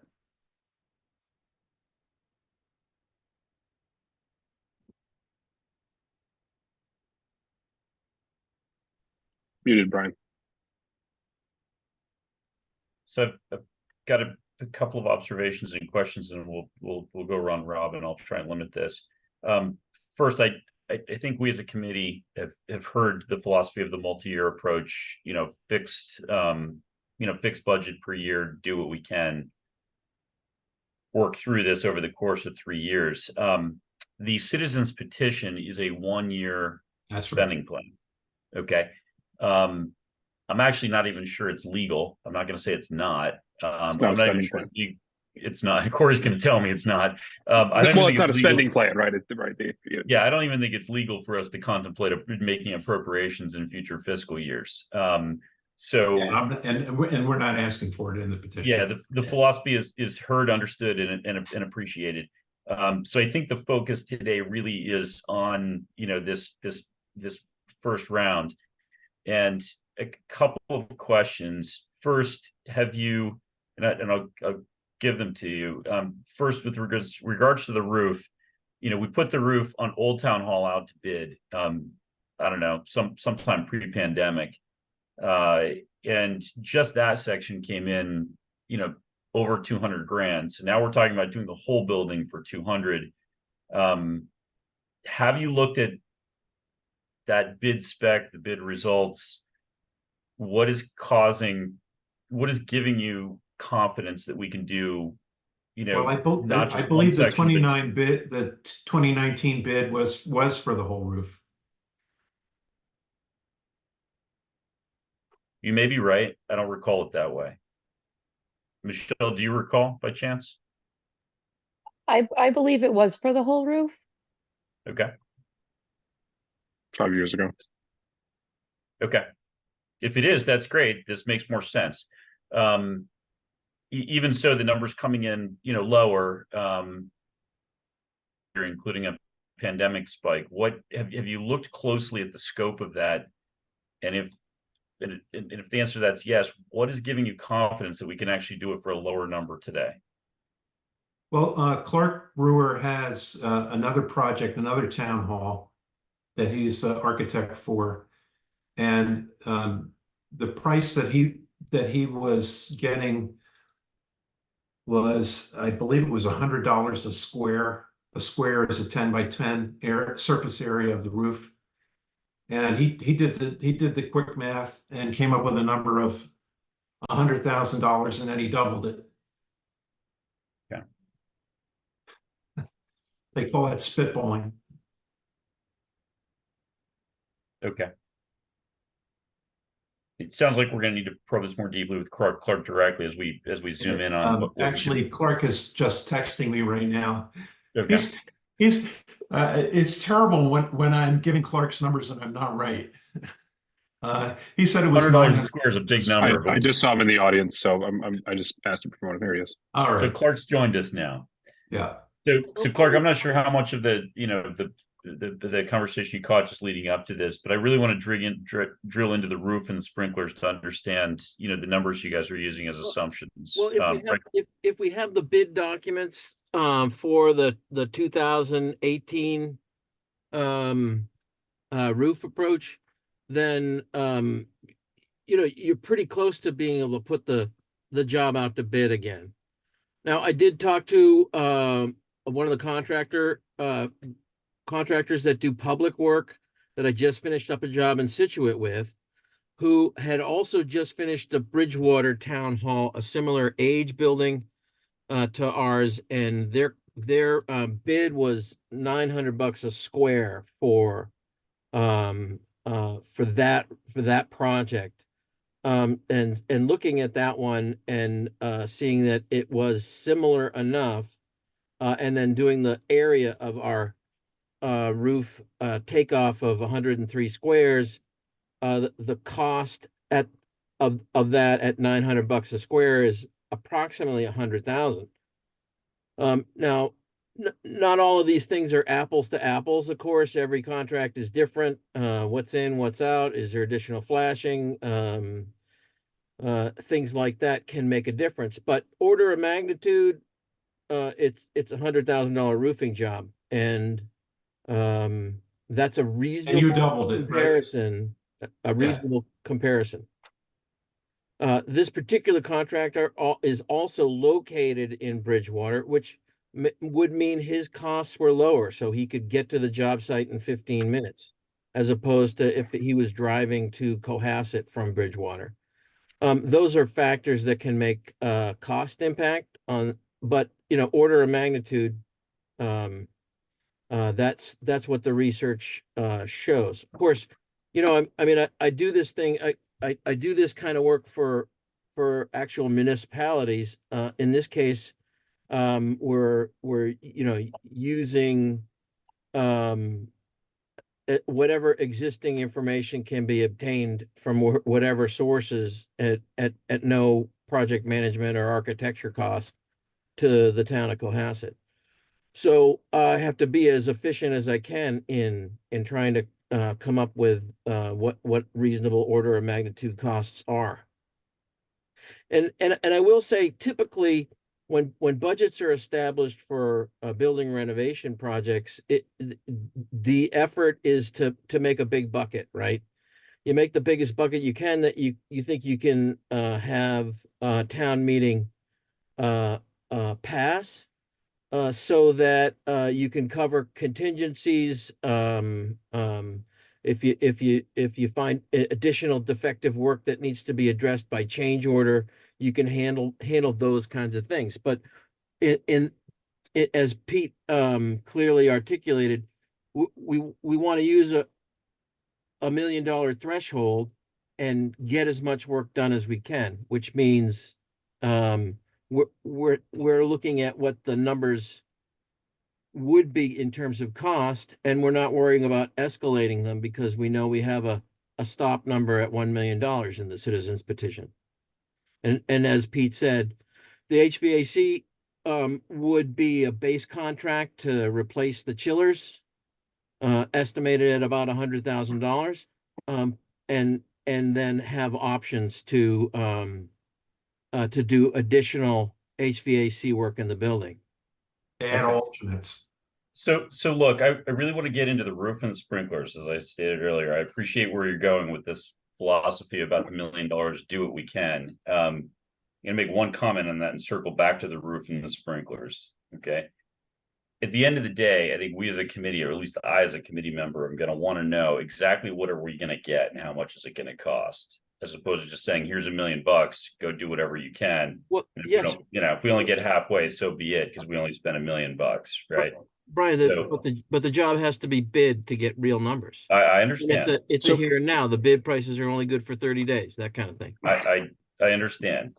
So let's go back to the roof, and then I want to touch on the sprinklers. So what I'm struggling with is what, and I'm not discounting or challenge, as I explained to Peter before you got on, I'm not challenging anyone's credibility. We've had, architects and OPMs and engineers, all of whom licensed, experienced, incredible, come through, and we oftentimes are far off with regards to our estimates versus the reality that we experience. In the case of the roof, 5 years ago, we spec'd this, right? And there was never a discussion of this coming in under 200 grand. And when the bids came in, they were above whatever it was that we expected. And I hear what you're saying today, which is this is $100,000 job, but how do I reconcile that? I can't just say, oh, well, one person's number is right and one person's number is wrong. Brian, the reality is, we should have the scope of work that the bids were based on back in 2019. And my recollection is that it was a $200,000 request at the 2019 annual budget. And it, information, it can be powerful, but you need to look at the numbers, look at what was in. Was there something extra that was asked for that's already been done? Like, just for example, after the 2008 redo of the historic building, it was found out that the gutters and downspouts were undersized, and water was leaking into the foundation and causing damage there. So that the downspouts and gutters were upsized and replaced back then. And it's entirely possible that they're in fine condition 15 years later to take that out of the scope. But the devil's in the details with the scope. Can I make? Can I just jump in? I really, and I mean this sincerely, I don't think we should spend a minute more talking about the line items of this, just at all. We should stop right here, because as Clark said, the bids are going to come in. Once we get bids in, then we could say this is too much money, it's not worth it, or maybe we can do it cheaper. Then we can talk about that. But right now, this is just a giant waste of time. We can talk. Yeah. Right. And not and only Clark just said it, and I'm not disagreeing with any of the work. It's just this is a waste of time. Nothing's going to matter out of this conversation.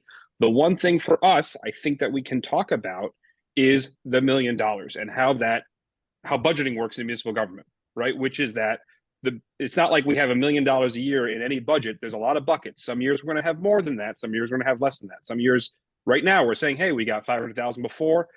Some years we'll have more than $1 million. Some years we won't have a dime. We have CPC. We can talk about the mechanisms of how you get together some money, but that's the only part we're here. Spending any time on the line items is just pointless right now. Okay. And I can't say that anywhere clearer. Can I add something to Corey's comments? And that is, Please. we're really doing ourselves a disservice by trying to dive deep at this point. I think we need to encourage strongly the select board to meet with the citizens petition group, and particularly Clark and Peter, and come to a meeting of the minds on what the costs really are. And I'm sure the citizens group would support the plans that the town manager's office would put forward with costs, with discussion, with comparing notes and coming with a discussion on what's real and what ain't. And for right now, for us as a committee to ask Clark and ask Peter to defend their numbers, it is way premature. I agree with Corey. So I would encourage us to table this until both the select board and the citizens committee, I guess we call them, have a chance to meet and come up with a revised estimate that they both feel, yeah, this makes sense. Yes. I don't even think it's the estimate, Mike. I mean, this is really, my whole point is, you know, there are going to be years where we don't have any money to spend at all. And there are going to be years that numbers are coming in front of us that are 1.1, 1.2, because it makes sense and we have the money for it. So to me, Corey, we're not my talking question, about years 2 and 3 at this point. Just one, just year 1. right? Well, in that case, if we're already looking at, if we're looking at $500,000 of stuff this year, are we done? Like, what are we voting on even with this thing? This is what might be a question to Peter is, I'm inclined to just say no to this out of concept because we already do this, right? We budget stuff in, and I think the citizen petitioners have done a good job voicing the fact that fixing this building is a priority. And now it's up to the select board and the town manager to bring these fixes to us as they go, and we can start working them into the appropriations as we go. So, you know, and all we're talking about here is the line items, and they're not our control. So I fail to see, one, there's no reason to talk about the line items, but I also fail to see what this does for this town meeting for us. If we're already talking about spending $500,000, $600,000 on line 1 stuff, then what is there more to talk about? Someone needs to answer that. Susan, Francine, thoughts?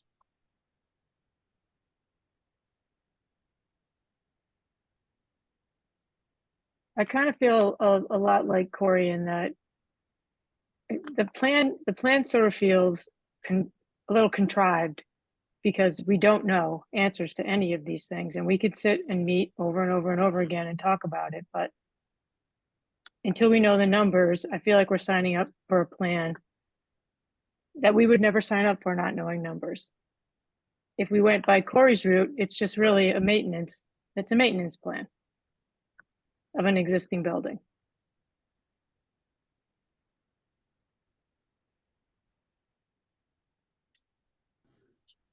I'm on the same page. Yeah, I was going to say I'm on the same page as Susan and with Corey's comments as well.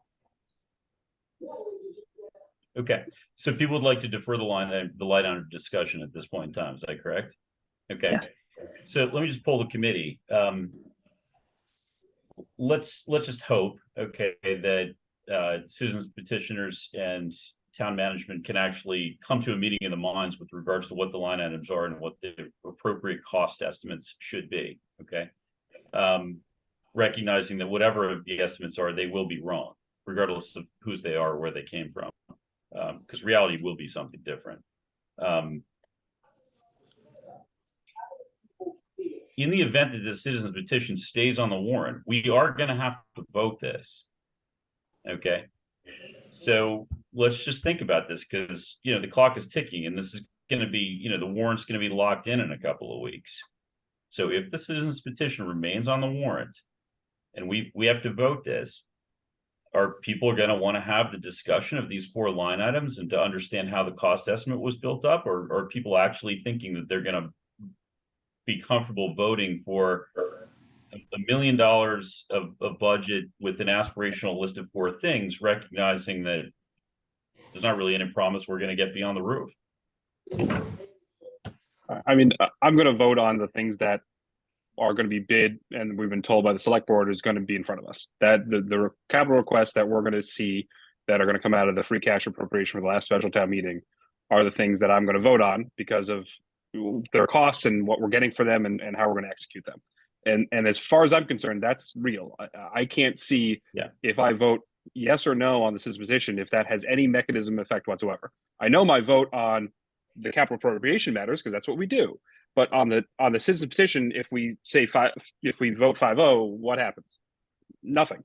we vote It's just like 0-5, any what other happens? vote. It's like any other vote. We deliver our recommendation to town meeting, and people either listen to it or they don't.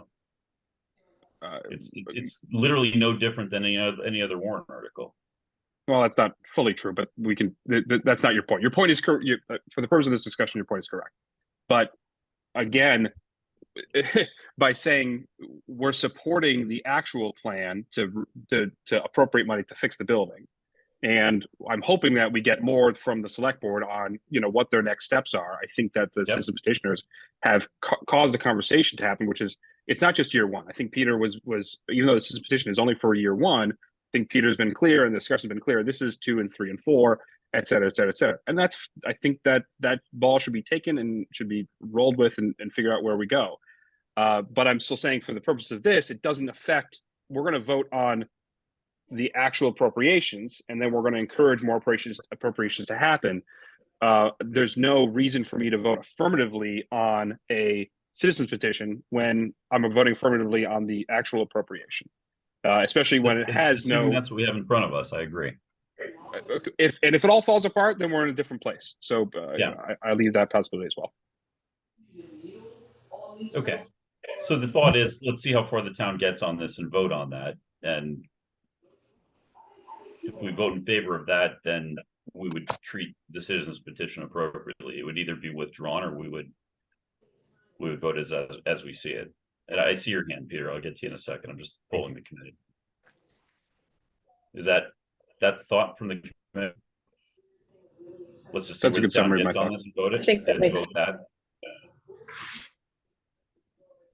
That's a yes. I would add for our minutes that certainly I myself, and if others want to join me in this sentiment or this observation, that we strongly encourage the select board and the town manager's office to engage with the citizens committee and come to an agreed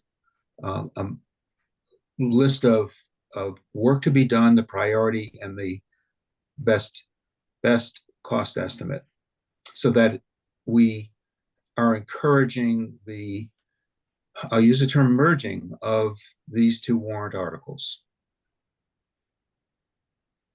That would be our goal, is to merge these two warrant articles in some fashion, so that the Citizens Committee feels that they've been heard and that the select board is taking positive steps to take care of 41 Highland Avenue. That's my observation. On the select board, Mike, to your point, the select board talked about having some sort of a resident committee at the last town meeting for the purposes of town hall discussion, and we're all back in 2008 now. But again, I think that there's value in the work that Clark and Peter have brought clearly, and I think the challenges, and I don't want to speak for everybody else, but it seems like we're all on the same page that it's more the mechanisms how we get there. It's that clunkiness, not the concept of saving the building, right? And how we do that most efficiently. We're all on the same page. We want to save the building in the most efficient way possible. And we have a certain perspective on that because we're part of the wheels of how this works. And we also get to control how this works in some degrees. So I think that's, but we also need to be that gear and not try to be a gear that's somewhere else. So Brian, I think you rephrased it very well, which is, let's see what the select board gets to. There's been a lot of big changes here. Let's see what happens with the citizens petition then. And then, as I asked Peter at the beginning of this, what are the differences here? What is the message here that the petition says once we figure out exactly what the select board's going to do? What's its purpose? Just one quick point. I have been sitting and watching way too many select board meetings and hanging on every word and trying to understand where they're coming from. Based on last night's discussion, it seems entirely possible that the select board may come up with something very similar in a first round scope of work that the citizens petition has in it. We don't know based on the timing, and we're less than 24 hours into a new way of thinking about problem solving. for our town hall that supports our community. I agree, Clark. Now that we've sort of broken the discussion from exclusively committee, Peter did have his hand up. Peter, I want to come back to you and make sure that whatever you had on your mind is acknowledged and heard. Thank you, Brian, and I love hearing all this discussion. I think it's been really great.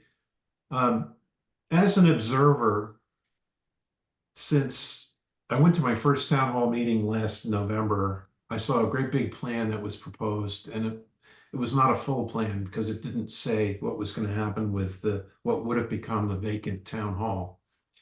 That is probably the reason why there were enough people who turned out to vote against paying for it. It was a grand plan, and it was shot down. Since that time, our small group, me, Clark, and others, we've been talking about trying to find a way instead to stay at 41 Highland. Oh, we can't stay there. Well, there's all these problems with the building. And then you start wondering, well, why are there all these problems in the building? I mean, isn't there a responsibility to maintain the building? And then you start having discussions like the forum that we had, and people say, you put ideas out there, well, we'd like to do this, we'd like to do that. And everybody's jumping up in the audience saying, you can't do that. You can't, it's all one obstacle after another. You can't do this, you can't do that. And so as a result, it's total paralysis. Nothing happens. What I think I hear the select board is considering doing is tackling some of the projects that we propose in the petition. They have the authority, they can come up with the money, they can get them done. I mean, why can't we find other projects, come up with the money and get them done? Why do we have to keep spending all this energy telling each other, well, you can't do that. Oh, the prices are always higher than this. Don't you know you need a this or that? You know, it's like no one likes to come to court. It's nothing but excuses. Nothing but excuses. And as a result, we will get nothing done. So anyway, that's just me venting. Thank you for listening. I hope we'll find a way to get something done.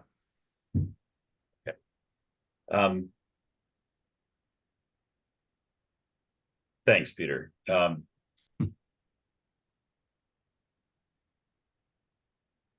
So circling back to the committee, it sounds like the position at this point in time is let the select board run with this a bit and see if they converge to a place that the citizens petitioners find sufficient. Is that what I'm hearing? Yeah, I feel like the underlying thought with the petitioners and the underlying thought with those who would vote with the petitioners at town meeting is our town officials aren't taking care of our property. We need to tell them that they need to take care of our property. Okay, so first of all, my question, Peter, was for the committee, but I appreciate sorry. your perspective on this. Right. And I don't think there's anyone in town that would suggest that the town has done an acceptable job of taking care of town hall. So your point is not debated, at least not by me, and I strongly suspect by no one else on this committee. I'd debate a little bit on the edges, but I'll let it go. Okay. So back to the committee, is the thought that we allow town government and the select board to figure out what it is that they want to do and allow them to, on their own volition, arrive at a point that may be satisfactory to the citizens petitioners and make the citizens petition redundant? Is that the thought? I would just cut off the first part of your sentence, let the select board run with it and see where they get. And I'm not putting a conclusion on it. They may end up at a place that's completely not where we agree. So I don't expect. Understood. I hope that they converge. I hope that both sides, I hope that all the ideas lead to the right idea, whatever that is. But I think the select board needs to put some more stuff, because this is, to Clark's point, the first 24 hours that were heard that we're now on the tracks, right? Before we were kind of in the Yeah. ether. Now we're on the tracks. And so we have to figure out where those tracks go. And then we can have a discussion about, well, what does that mean for our votes and what does that mean for the petition? And I'm not going to put a conclusion on what that should be. Yeah. I mean, look, in terms of scope, what I heard from the select board last night is only off by one item, which is the HVAC. Okay. I mean, you know, they're talking about doing roof sprinklers and a bunch of windows instead of the AC. So if they can do that within levy and they bring that to us and we may say, great, you know, and Right. that's fine if that's what it comes out at. I mean, you know, so if the walk may or may not even rise to the level of a capital item. So I'm not really fixated on that, though I recognize the importance of getting it done. I want to hear from the rest of the committee. Francine, Susan, Mike, what do you want to do here at this point in time? I think I'd like to, yeah, go ahead, Susan. No, go ahead, Francine. I was gonna say, I think I'd like to wait and see how far the select board goes with this before we start spinning our wheels. Yeah, Susan? I agree with that. But I would like to add that just throwing this into the maintenance category, what my worry on that is we don't have a maintenance plan. It's not maintenance, these are capital items. Yeah, no. I'm saying instead of having, you know, a big giant plan to build a whole new building or a plan like the citizens petitioners, we have to have some kind of a plan. It's beginning to look a lot like the school, you know, the school renovation plan with the stabilization fund. I'm not saying I'm proposing another one, but it's beginning to look like that to me. Okay. Mike?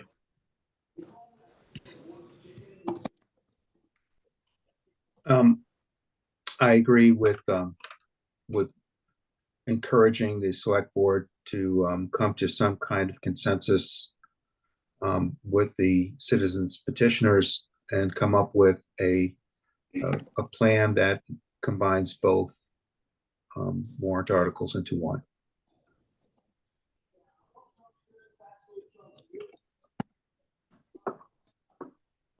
Okay.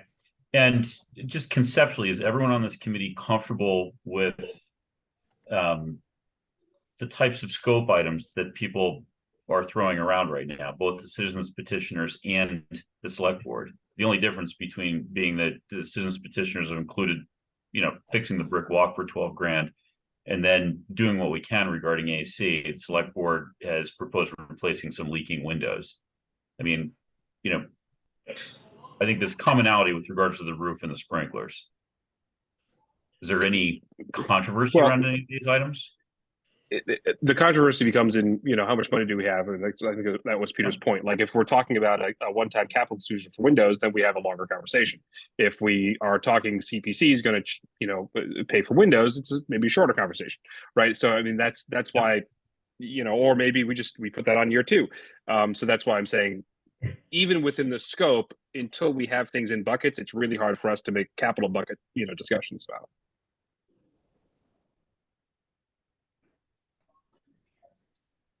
Okay. All right. Well, look, I will subvert my personal intriguing, actually understanding how much we're going to get for our bucket of money, and I will defer that to a later conversation. But that is certainly something that I will at least individually want to focus on in order to support, you know, any vote, whether it's the a town sponsored article or the citizens petition article. I'm going to want, you know, my best understanding of how far into this list we're going to get for the bucket of money. And to do that requires an understanding of what each of these items is going to cost, what I believe, and what I can be convinced it's going to cost. Well, I mean, we're going to have updated bids for these things. I mean, again, that's my point, is not that the individual items aren't important. It's that arguing about, you know, what math was done to get to them it is valuable for us conceptually, but when it comes to making a vote, it's not what we're going to vote on. Clark said it perfectly. So let me ask you a question. Are you proposing that we're going to appropriate without having any estimates, without having any best informed estimate as to what these items are going to cost? I mean, I understand the bids. The only thing that matters at the end is the bid, but we've never really established an appropriation to spend a chunk of money without doing our best work to understand what we're going to get for it. Well, we appropriated $500,000 in order to put on 41 Highlands, so Michelle can go out for bids. We didn't. That's not an appropriation to spend. It was an appropriation into the stabilization fund, and now to spend the money is a specific appropriation for specific capital items. And typically, right, those would, as we said in other meetings, that will follow every single process, which is hopefully the select board will bring us whatever bids and whatever estimates they have, which are way better than what they are now, because right now they're what we had before. We need better information. I'm not at all arguing that. Okay, I just want to make sure I understand this. You're suggesting we wouldn't actually even vote to appropriate a spend item until we have bids in hand? Until we have realistic estimates that are at least somewhat current. Again, I know we're not going to get to 100%, but we may be able to get to 90 if we're serious about it. I know we have trouble with getting quotes from people because of our past history, but if we are committed to spending that $500,000 and appropriate it, then I would expect us to get some meaningful estimates. And then awesome, right? But I don't think any of the estimates we're talking about now, Michelle has her hand up, so maybe she's going to tell me. Yeah, we're wrong. I see that. Are really current, right? I think because Michelle, we haven't until 24 hours ago really said, this is what we're seriously going to focus on, right? We're focused on all these other things, but now we're really focusing on these 3 scope things. And I think before we vote them, we need to have really good information about how much they are going to cost. I think that's just normally what we do. So I'm not suggesting we shortcut talking about them, we don't have the data yet from the town when it comes to estimating. And that will give us a lot of clarity. Okay, Michelle, you had your hand up. I was just going to echo what Corey was saying. We were in the process, this is new, 24 hours ago, we were in the process of getting estimates for the items that were outlined last night at the select board meeting. And we'll have more to share as soon as we can pull together some packages and define a scope to send out to get the true estimates. Okay, and is it your anticipation we were going to be able to do that on a timely basis to make decisions prior to going to print with a warrant? I believe we'll be able to get estimates. We will not have bids in hand. Okay. Michelle, when you seek the estimates, would you be able to get like add alternates so that you can, selectively reduce scope if the total thing that you want to do costs too much? I think it would depend on what we're talking about. I mean, when we're talking about the roof, if we're going to cut costs, I don't know where we would cut on a roof. Oh, yeah. So that's challenging. Every other shingle. Yeah. So, and as far as the design work for the sprinklers, there's nothing really to cut there. But you certainly could get a unit cost on windows, right? Yes and no. It depends. If in fact this is going to be the home of the town hall, do you want to replace windows in kind? Because I heard the select board say last night that they would look at something that would complement the historic town hall. So I think that has to be fleshed out. This is new information, and I think we just have to make sure we're moving diligently with the information that we have, and we're not overlooking something because we're moving too quickly. So. But listen, all I'm saying is you might decide to replace only the windows on the front this year, right? That kind of thing.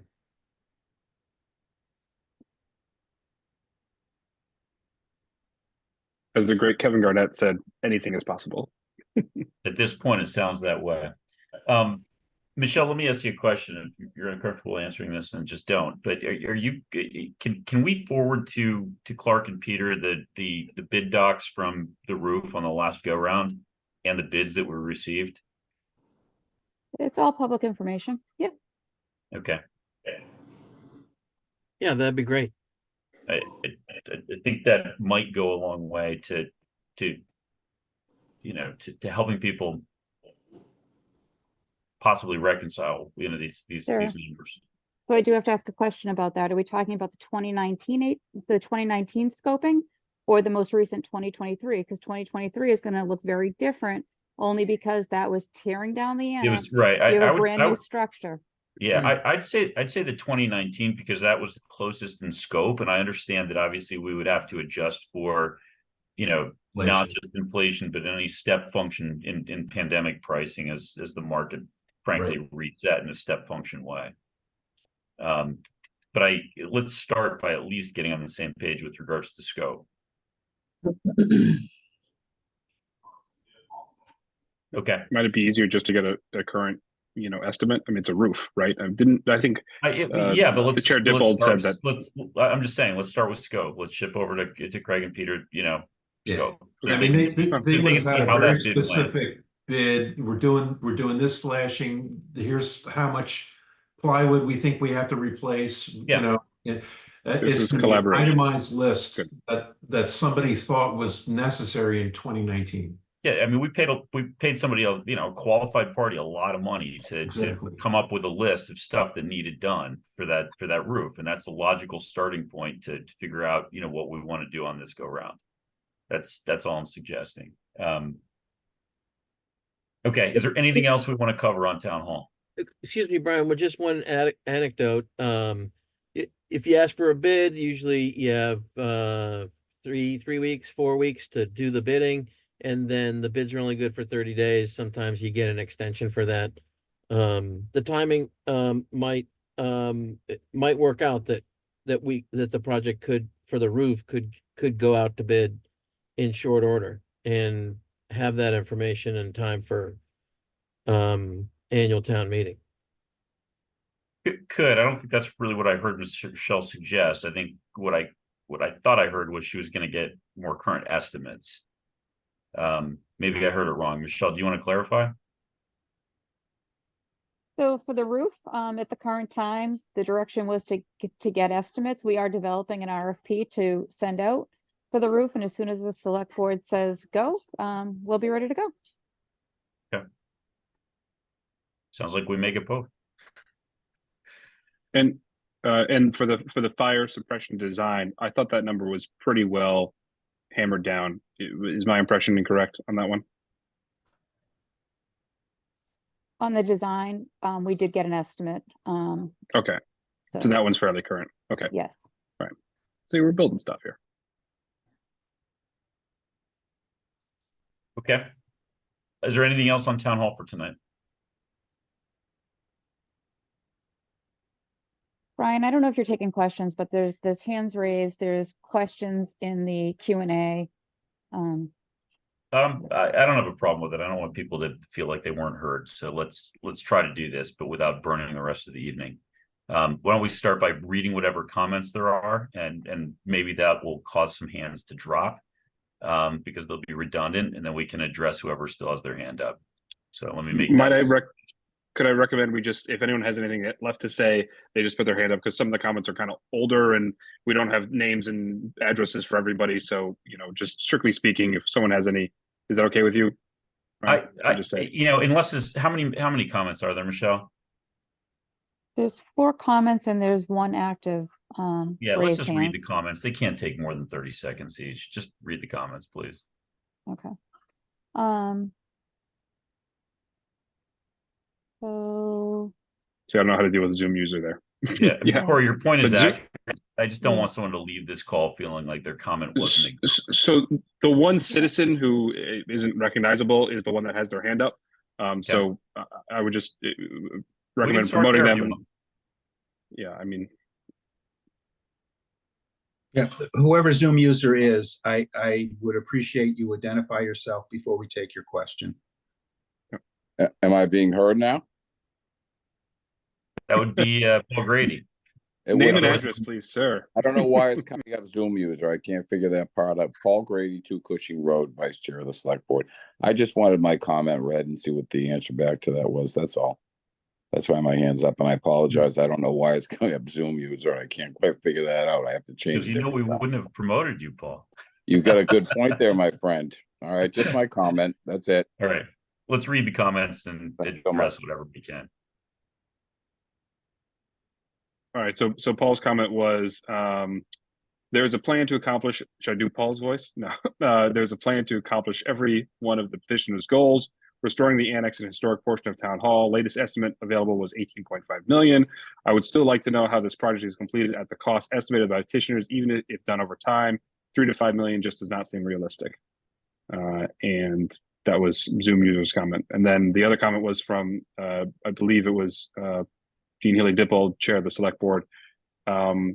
stating that from a timing standpoint, the select board has already proposed moving forward on some of these items, and we are doing diligence on the items, including the scope, cost, and funding sources. The true cost is only determined by the bids from the government contractors or estimates from those contractors who will bid. If the petitioners have contractors to suggest, they should provide names to me and Michelle, so that we plan to put this before capital and advisory as soon as possible, because our warrant articles need to go through the process. After that, the board will invite the petitioners and we will make a recommendation on the citizen petition if it still exists. Yeah. Any other comments? One was from Stephanie Saunders, just said, could you please explain what the citizens petition is? Did all the citizens have an opportunity to review and sign or not sign this? That's kind of a governance question. So I would refer that person to the town manager, assistant town manager's office, or actually the clerk's office could answer that one very well. So. Okay. Let me just try and mediate Mr. Grady's question. I mean, and then I'm going to turn it over to the petitioners, but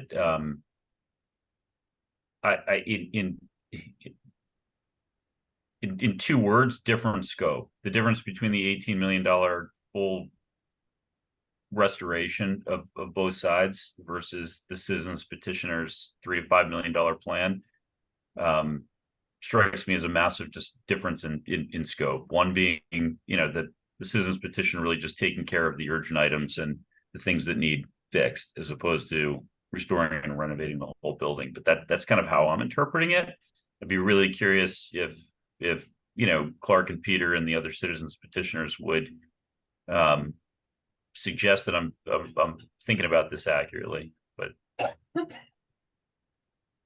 Yeah, that's right, Brian. It's a basic repair, and some of the nice to have things might not be included, but with an upset fee for the phases, an upset total scope, we think we can tailor the scope for each annual budget appropriation. I mean, presumably, if we have the citizens petition, if it's successful as a concept, then we would file a citizens petition again, or hopefully the goals of the select board would merge with the goals of the citizens petition, and we'd get an upgraded town hall. But a basic approach and getting the work done as efficiently as possible with small contractors. Well, yeah, to that's save right. on cost, yeah. And some of the numbers in the budget have to be looked at very carefully. In particular, the project management component. I did check with the Inspector General's office to confirm that multiple phase projects that might all included be over a 1.5 million threshold, that those can be managed with in-house resources instead of the $750,000 line item.